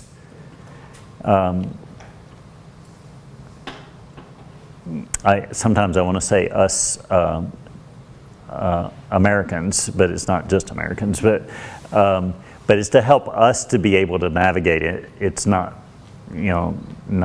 for the purpose of doesn't really do anything in regard to the text itself. It's just helping us to navigate. We'd have a hard time talking about what's in the book of Isaiah if we didn't have chapter divisions to help us say, look over in chapter 48. So if we said, look at 3/4 of the way through that scroll of Isaiah, and you'll find what I'm talking about. But Plus cultural differences and things too, because some of those older texts, the way they wrote them was so that they could memorize it. You see a lot of repetition, you see a lot Right. of chiasmus, Right. things like this, so that they would remember them. We have the book in front of us, we don't function. yes, I think that is I have an exercise. I have an assignment in my class where I force my students to listen to a text without the passage in front of them. So I tell them they have to listen to it until they feel like they've got it. And I say, you're not going to get it the first time through. So if they're just listening to the text, it just requires a different kind of focus than when you have it in front of you. And I struggle with that because I'm visual. I'm a visual learner, so I want the text in front of me. I want to be able to see it even if I'm hearing somebody read it. But I think our culture, we struggle more with the hearing. But when the Philippian church got the letter from Paul, they didn't go to a copy machine and make copies for everybody to take home. That seems stupid to say because we all know that, but somebody probably stood in front of them and read the letter to them, and that's how they would have gotten it. And many of those earliest Christians were illiterate. They didn't even read, so they couldn't have taken the copy home for a week and read it. Or if they intended that it was important enough to copy it, it took the killing of an animal. Yes, in parchment, yes, yeah. And that's a lot of value. Yeah. Well, and many of those were not parchment; they were papyrus. So they were. I mean, but it took time to. I mean, it took other kind of effort to get that kind of documents too. But yeah, it was costly for them to transmit these materials. Even with papyrus, it was using resources that they would have used for something else if they hadn't used them for that. And yeah, but they were more adept at hearing than we are. I hear some people that are times they're upset about the differences between the Gospels about an account, particularly in regard to the teaching of Jesus, where you don't have something that's expressed in exactly the same way in one of the Gospels. But I think even if you look at something like the Sermon on the Mount in the Gospel of Matthew, do you remember what that basic sermon is called in Luke? Sermon in the field. It's a sermon on the plain. So you've got a sermon on a mountain, you've got a sermon on a flat plain, a field. So which is right? I think they're both right. I think we don't understand the culture if we think that Jesus taught what he taught on the Mount, on the Sermon on the Mount, if he taught that material only once. So even the things that he taught his disciples, they understood what he said because he said it to them multiple times. So they probably talked about those things over and over and over again because that's the way the Jews taught. That's the way they taught the Scriptures. They memorized the Scriptures by repeating them. So they didn't, anything that they taught, they learned because it was repeated over and over and over and over again. And we get bored when we hear something a second time, but it was the primary way that they taught, is they just repeated it until it became a part of who they were.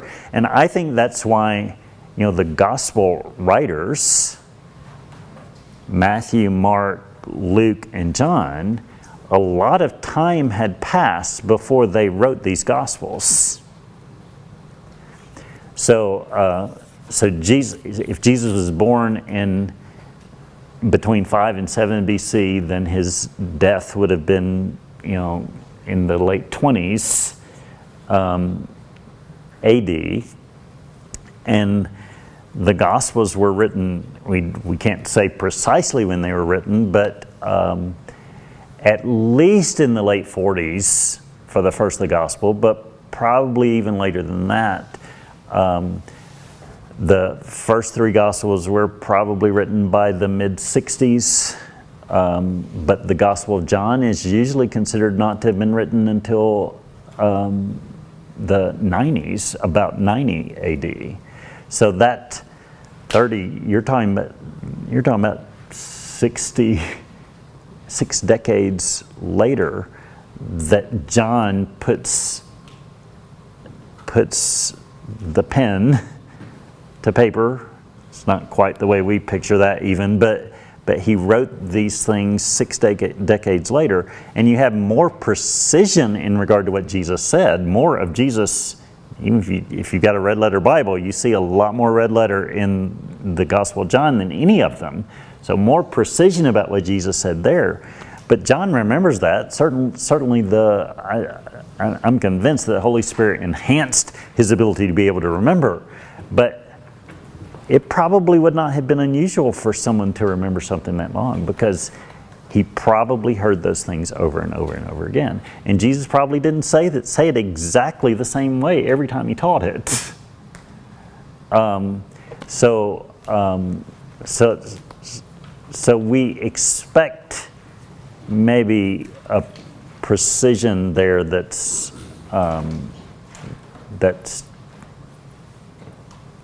just wasn't a part of that culture. So, and I don't mean by that at all that there's question about what Jesus taught. I think we've got very good representation of the words of Jesus in our Gospels. I have a great confidence in that. So, Do you think that Jesus' sayings would have made it into the rabbinic records? do what? The rabbinic records, do you think that Jesus' sayings at one point would have been in there? Possibly. But I hadn't even really thought about that. But I don't know. They're probably. I would say it would probably be unusual if there wasn't some of that.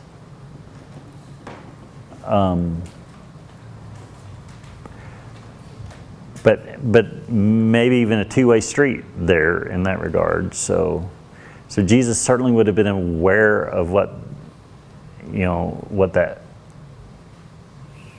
the first century rabbis were teaching. But yeah, probably did get. I suspect some of his sayings were in those records and Yeah. then expunged later. Yeah.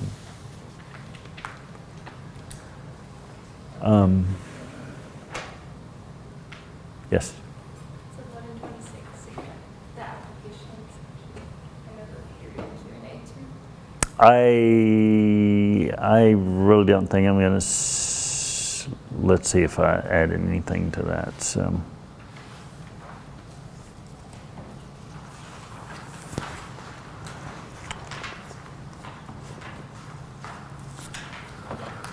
I think I did most of what I was going to say about application when I was introducing grasping the text in their town and our town.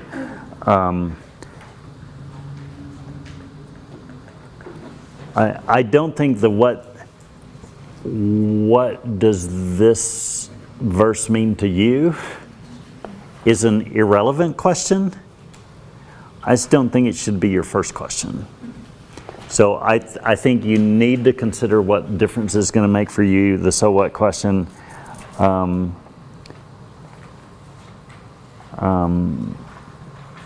What you need to be thinking pretty much when you're doing any Bible study is what difference is this going to make for me? Is there something that I need to do in light of what I see in this passage? Is there something that I need to be adding to my life? Is there some task that I need to be about because of what I see in this passage? Is there something that I need to work at understanding about God or about myself or about how I relate to other people?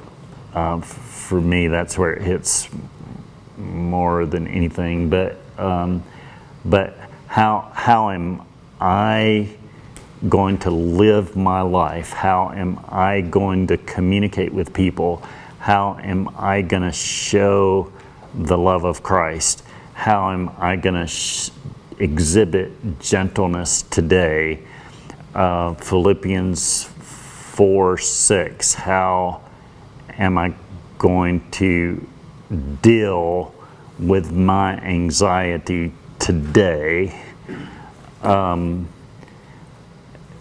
Philippians 4:7. How can I experience the peace of God today? So for us to be able to stop, I think our tendency is to say, yeah, I need the peace of God. But for us not really to slow down enough to say, what do I need to do right now to take me in the direction of experiencing the peace of God consistently from day to day?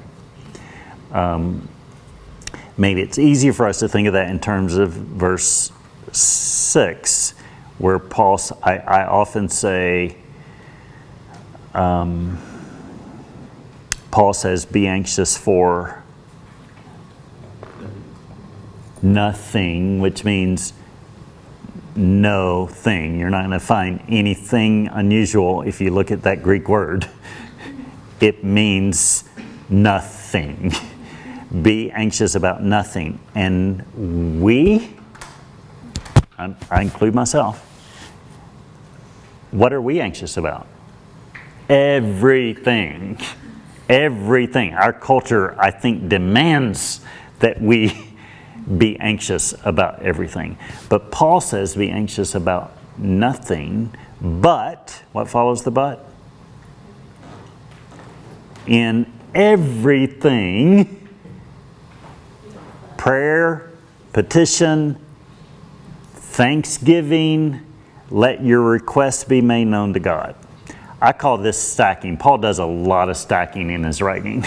So he stacks up 4 ways of talking about communicating with God. He says, anxious, talk to God. In my own dealing with anxiety, what I've discovered that my tendency is to talk to everybody else I know about what I'm anxious about before I talk to God. Now, if it hangs on long enough, I'll get around to talking to Him. But my tendency is to talk to everybody else first. But I think that Paul's suggesting the way you deal with anxiety is that you start it with God. He talks about petition. He talks about thanksgiving. I think that's all a part of it. Get him in on what you're anxious about. Make sure he's in the middle of what you're anxious about, helping you to experience the peace of God. Which, what does the peace of God do in Philippians 4:7? Surpasses all understanding. It does surpass all understanding. That's why we have a hard time describing what the peace of God is. The peace of God stands as a guard at the door of your heart and mind.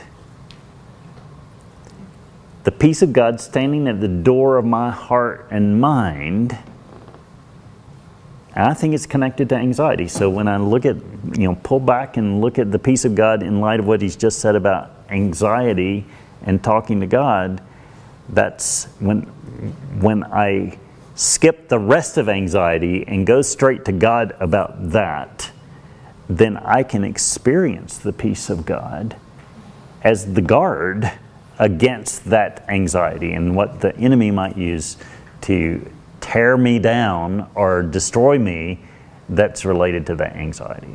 So we know what anxiety does to us. It tears us up in all kinds of ways. But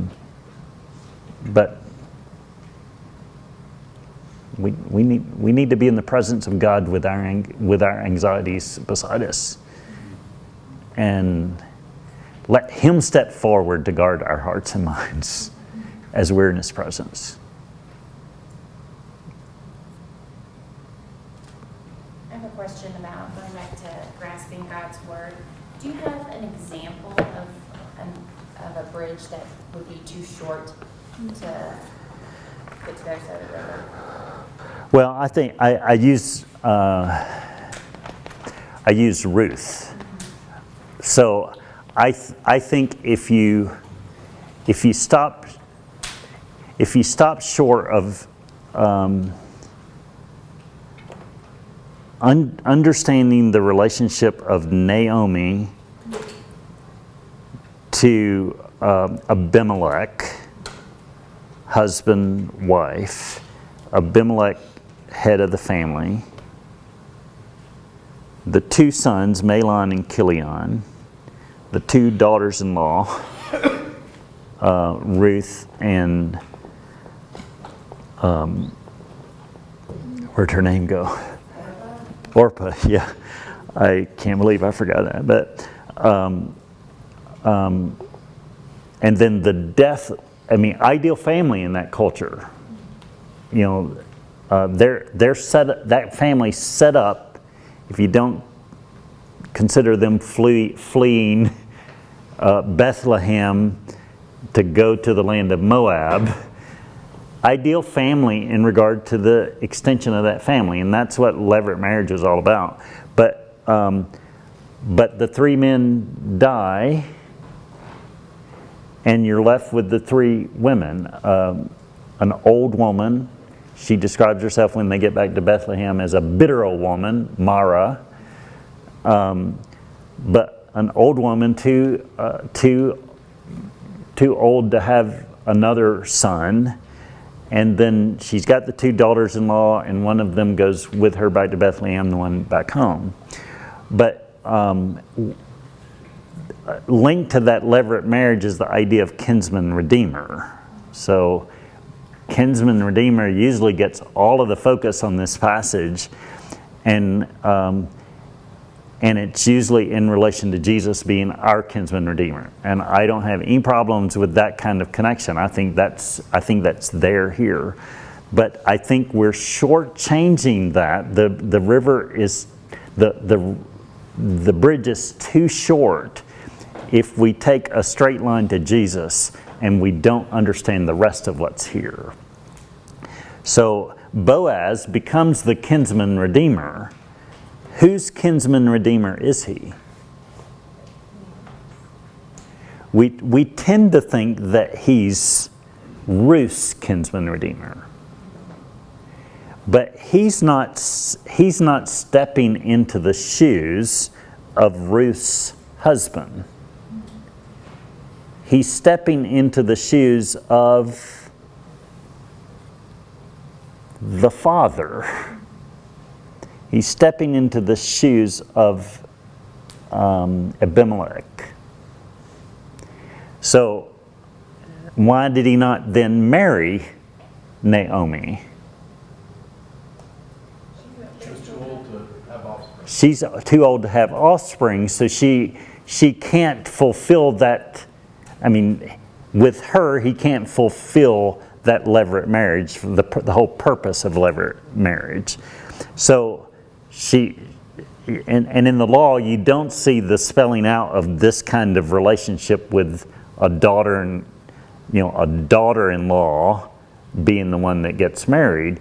But Boaz is stepping into these shoes. So it's why in Ruth chapter 4 that that the offspring of Ruth and Boaz, what's his name? Obed. Obed is described as if he's Naomi's son, not as Ruth and Boaz's son. And it's because Obed becomes the offspring of this relationship. So I think there's a lot that we could think about in regard to that. I don't know that the end result is, a lot different, but I think it's too short of a bridge if we don't consider how that concept of marriage that's so foreign to us. And Sherry, since you're in the room, I have to say this. So Sherry, I introduced her as my sister last night. She actually was my sister-in-law. She was married to my older brother. My brother was killed in a car accident 18 years ago. Is that right? So I like to say that she was my sister-in-law until David died, and then she became my sister. So she's still a part of our family. She's amazing. But Sherry, I don't know if I've ever told you this or not, but not long after David died, I read the book of Ruth, and it freaked me out.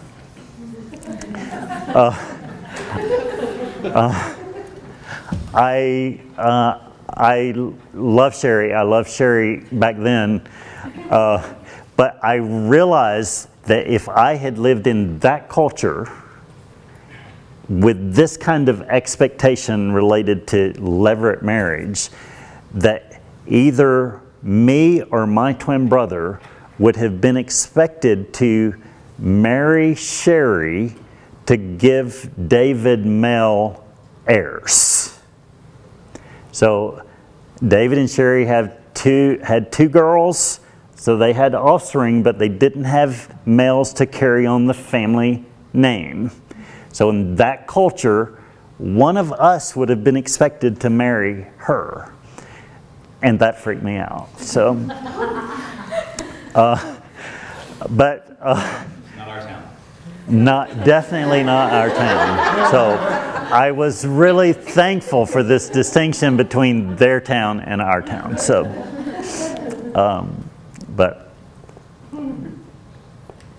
so I think that's a good example. But, yeah. That answers that question. I have another question. I have heard from different groups of people that there's one side that believes the King James Version is the best and only version. Then I've heard from another group that they believe that it's actually the worst version. Can you say anything to that? Or how would you address either of those sides? I think both of them are wrong. No, I really didn't mean to say that.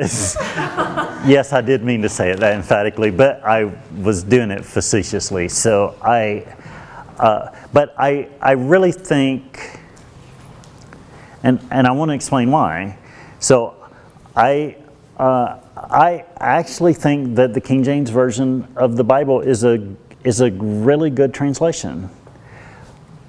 It's a great translation of the Hebrew and Greek text that was available to the translators.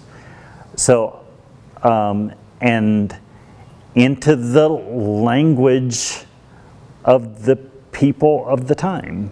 So it was written for the 17th century, 17th century English speakers in England. That's what it was. It was translated for them.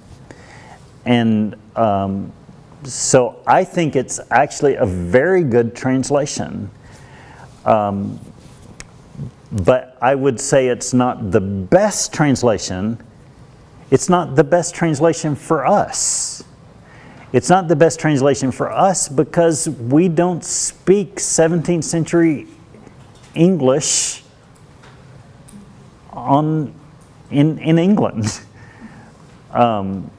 So it's just the language our language has developed, and we had, like I said last night, the text that was available to the translators of the King James Version was based on 7 manuscripts.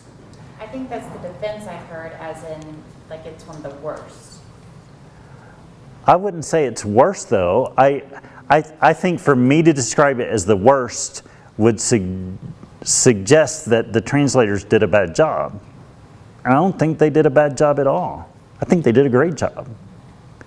But they had no option to translate from anything different than that text.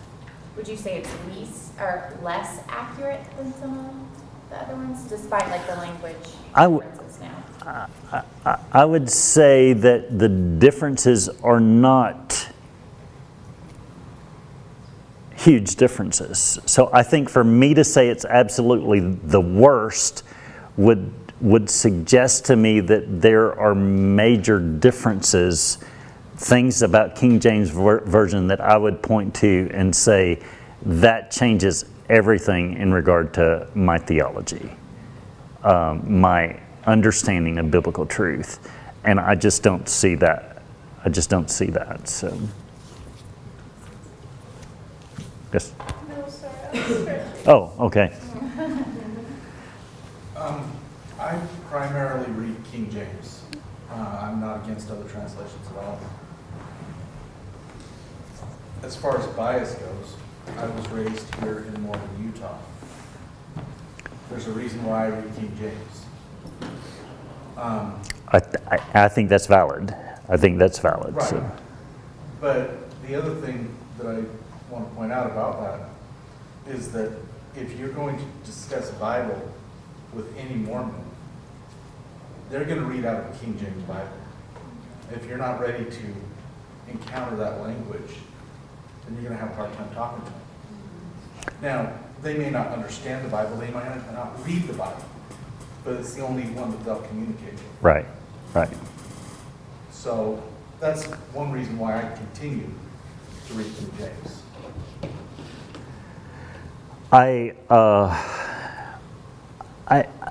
In Southern California, I don't get a lot of students who are King James only people, but occasionally I get those persons. And what I never want to do is to destroy someone's confidence in the scriptures.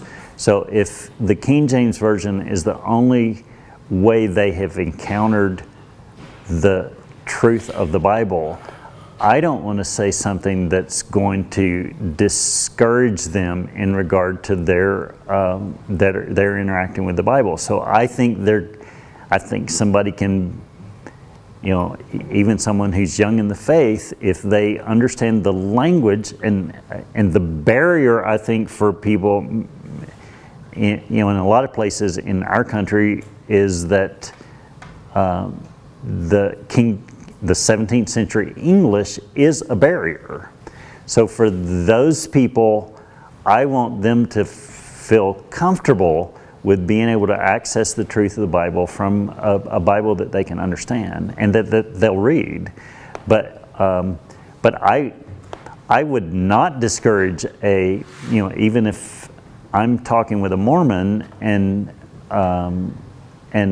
encouraging him or her to read the Bible, I would not say you need to stop using your King James Version and use a more modern translation, because they can see the truth of the Bible in the King James Version. So, and I have assumed, and I think it's what you're saying, most Mormons are comfortable with the King James Bible. If If they don't have a Bible like this, then they don't have any other Bible.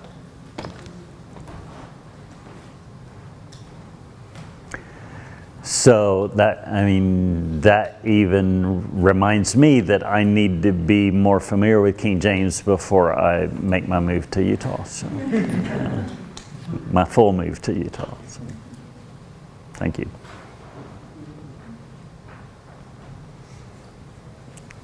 On your list of resources earlier, you talked about a Bible dictionary. I have a clear understanding of what a dictionary is, but what would differentiate a Bible dictionary? Is there what kind of terms would be in it? Well, it's gonna have articles about biblical people, biblical places, biblical themes, biblical ideas. I don't know if that's different, but it's so you're just not going to find things that are not related to the Bible, but you could find a wide variety of kinds of things in a Bible dictionary that you might find them in a regular dictionary, but because they're not focused towards explaining the Bible, a Bible dictionary has a particular focus in regard to helping you understand people, places, things. You'd have a good article about the temple and probably articles about Solomon's temple and the intertestamental temple and Herod's temple in the probably all three of those. But you might have all of that, be merged together in a regular dictionary. An entry about temple would include everything from, the Israelite temples in Jerusalem to a Hindu temple in India to, a Mormon temple in Utah to, whatever. So it would be a much more wide kind of understanding from a regular dictionary. So it's just a focused dictionary towards biblical ideas that's designed to help someone who's studying the Bible to be able to understand those kind of terms. Does that make sense? Yeah, are there any like biases within just from different traditions? They may define certain things slightly differently. Do they give like a range within the? You could. Most of the Christian publishers. So I would say the size dictionary handbook that I talked about. Most of the Christian publishers have both of those. So. Brodmann Holman Publishers has one. Zondervan has one of each. Baker has one of each. Erdman's has one of each. Tyndale Publishers has one of each. I think Moody Press has one of each. So you can find the comparable kinds of dictionaries from all of those publishers. You would the 6-7 volume set that I mentioned before is the Anchor Bible Dictionary. So it is it's a Catholic resource. So there are places where you see the Catholicism in that set. So you don't see it often, but you could probably, I haven't even looked it up, you probably could find in there an article on purgatory that you're not going to find in these other evangelical Bible dictionaries. So you'll see that in places, but most of the time not. So. But in these that I'm talking about, I don't think that you would see that kind of perspective. And you might, I mentioned the Passion Translation being focused towards Pentecostal. You see that Pentecostal slant very clearly in the translation. I'm not sure that there is, but it wouldn't surprise me that some Pentecostal group has probably a Bible dictionary that would kind of slant in that direction. So these publishers that I've mentioned, they try to be more, mainstream evangelical instead of showing that denominational slant, if you could call it that way, call it that. So by the way, even the CSB translation, the Christian Standard Bible translation, the Committee of Translators are not all Southern Baptists. So they're all evangelical Christians, but there is wider diversity on that than strictly Southern Baptists.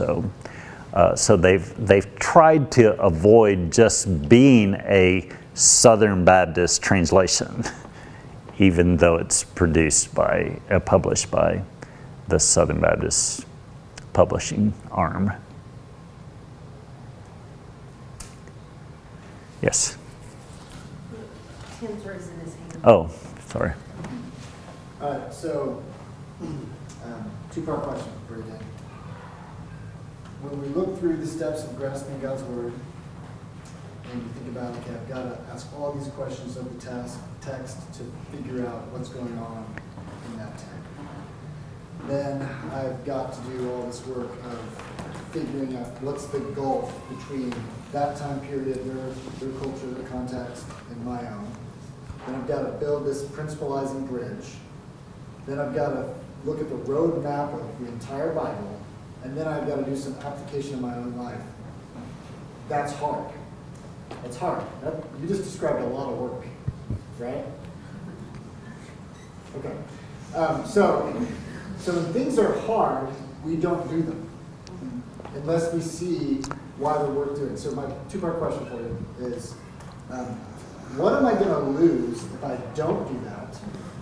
What am I going to gain if I learn how to do that better and better for the rest of my life?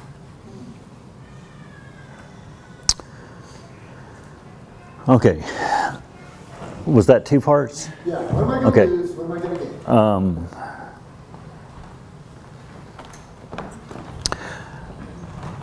Okay, I want to answer that in two parts, but it's not your two parts. So,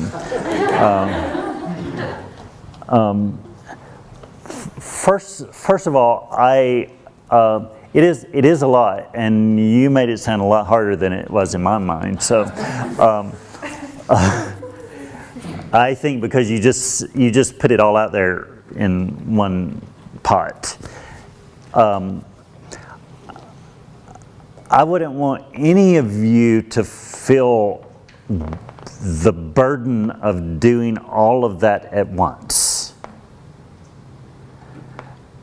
So I would hope that you would see this as a lifelong pursuit. So even learning to do this, you're taking one step at a time. You're not trying to do it all. Now, when I do this in my class, they have assignments they have to get. They had to fit it within a semester. So we're cramming all of this into the semester. But even for that, I'm not expecting them to do it all in 1 week. They couldn't do it all in 1 week. I couldn't do it all in 1 week. But I try to help pace them, and I have, you might guess, I have students who don't follow the calendar, and then they're end up trying to do it all in 1 week at the end of the semester. That's crazy. And I tell them this is not that bad if you do it as we go along, but if you keep it till the end, it's going to be a mountain that's unscalable. But see it as one step at a time. So there may be a week that you could just focus on, in a particular place, on learning how to do this their town stuff. So take it one step at a time and do even a piece of the steps, so you're not burdened by all of it. Keep it in front of you. I would, if you just kind of keep that spectrum of the tasks of the steps in front of you, but realize that you're focusing here. And in reality, I don't usually say this until we get to the end of my semester in class, but we're at the end of our time together today, so I guess this is the time to say it. Grasping God's Word presents a sequential process. There's a step 1 that's followed by step 2, it's followed by step 3, and then 4 and 5. I don't know anybody who does this, who does it consistently, who does it sequentially. So as you're reading a passage, you may be at the point where you see something in the passage that sends you somewhere else in the Bible before you do anything else. So you're at step 4, consulting the biblical map. In a particular passage, that may be your starting place. That's fine. You may jump from step 4 back to step 2 because something is drawing your attention to this difference between their town and our town. And then you may follow that by stepping back to step number 1. And you may be working on step number 5 already in your mind as you're trying to figure out what the bridge is going to look like. So this is much more of an organic process than it sounds like when I give you a 5-step, process. So don't be overwhelmed by the immensity of the task. If you put it all the way Tim did, and that's probably the way he did it, is the way it sounded when it came from me too. I recognize that. So, but don't see it as a burden. See it as something that you'll work on for the rest of your life. So if you've got 50 years left in this life, that you see this as a 50-year process, not as a one-day process. Could I add something to that? Yes. With a lot of young people in here, don't wait. Don't say, I've got 50 years left in my life, I'll do this someday. Start now. One of my biggest regrets is that I didn't start younger, reading and learning more and digging deeper. And so don't wait. Don't think, I've got all of this time to do this, because we don't have a clue how we have. Yeah. But do it. Just do it now. Your life will be so much richer because of it. Okay, thanks. And tell me what your end questions were again. So, So if we don't take, if we don't do it, if we don't do this seriously, right? What do we lose? What do we gain if we do? I think what you lose if you don't do it is the opportunity to really advance in your faith. And I'm really not talking about the kind of growth in your faith that people around you are going to say, "Oh, you've matured so much in the past month." I'm talking about the kind of growth that happens underground. Like roots. It's foundation. This kind of process gives you the opportunity. It's that on the mat wrestling with the biblical text and allowing, I don't think I've said this before, I was going to make sure I said it, make sure that you get the truth of the Bible off of the pages of the book into the pages of your life. So I want to say it. I want to say it like this, but you may get the wrong idea. But it's not really enough, in a personal sense at least. It's not enough for the truth of God's Word to sit on the pages of the book. And for you to be able to look at your book open in front of you or look at your Bible closed in front of you. I don't see anybody with it closed, so good for you. But that's the way I think many Christians do. They tend to keep the Bible in front of them, but it's, they're closed in front of them, or it's sitting in the floorboard of their car waiting for them to go to church the next time. So not interacting with it. So it's not enough for the truth of the Bible to sit on the pages of the book. It's designed to be in the pages of a life. So you as a Christian, if you're serious about living the Christian life, it's you living out the truth of the Bible every day.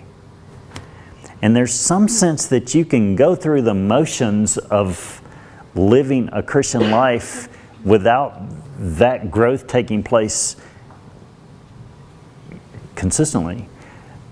But if you're not developing, if that root system of your spiritual life is not maturing, it's deteriorating. And it may not affect what's on the surface that everybody sees immediately, but eventually the root system will die, and when that happens, everybody sees it.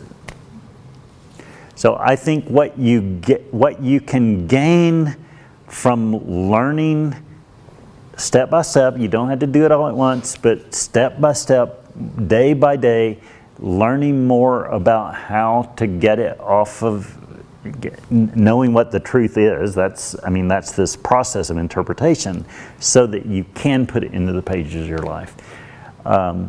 That allows that root system to develop. It gives you a solid ground to stand on. It gives you,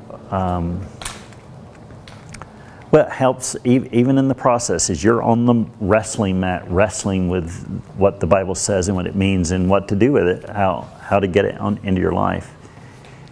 You're developing a relationship with God, the God of the universe. You're interacting with Him in that process of doing it. And I read the Psalms every day, and what I see in the Psalms, there are all of these images that have to do with God's presence. I think the refuge images are about God's presence. The sanctuary images are about God's presence. The temple images are about God's presence. By the way, it just hit me recently. I've been studying the Bible all my life, and just hit me recently that when David talks about the temple, where was the temple? There wasn't a temple yet.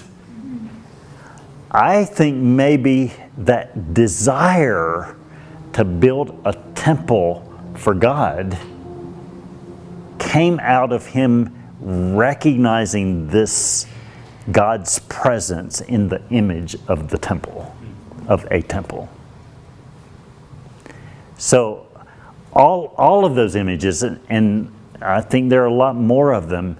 Shepherd, I think that shepherd image is a presence of God image. So as you see the psalmist wrestling with what God's presence in his life, him getting close to God. God is my refuge and my help, a very present help in time of need.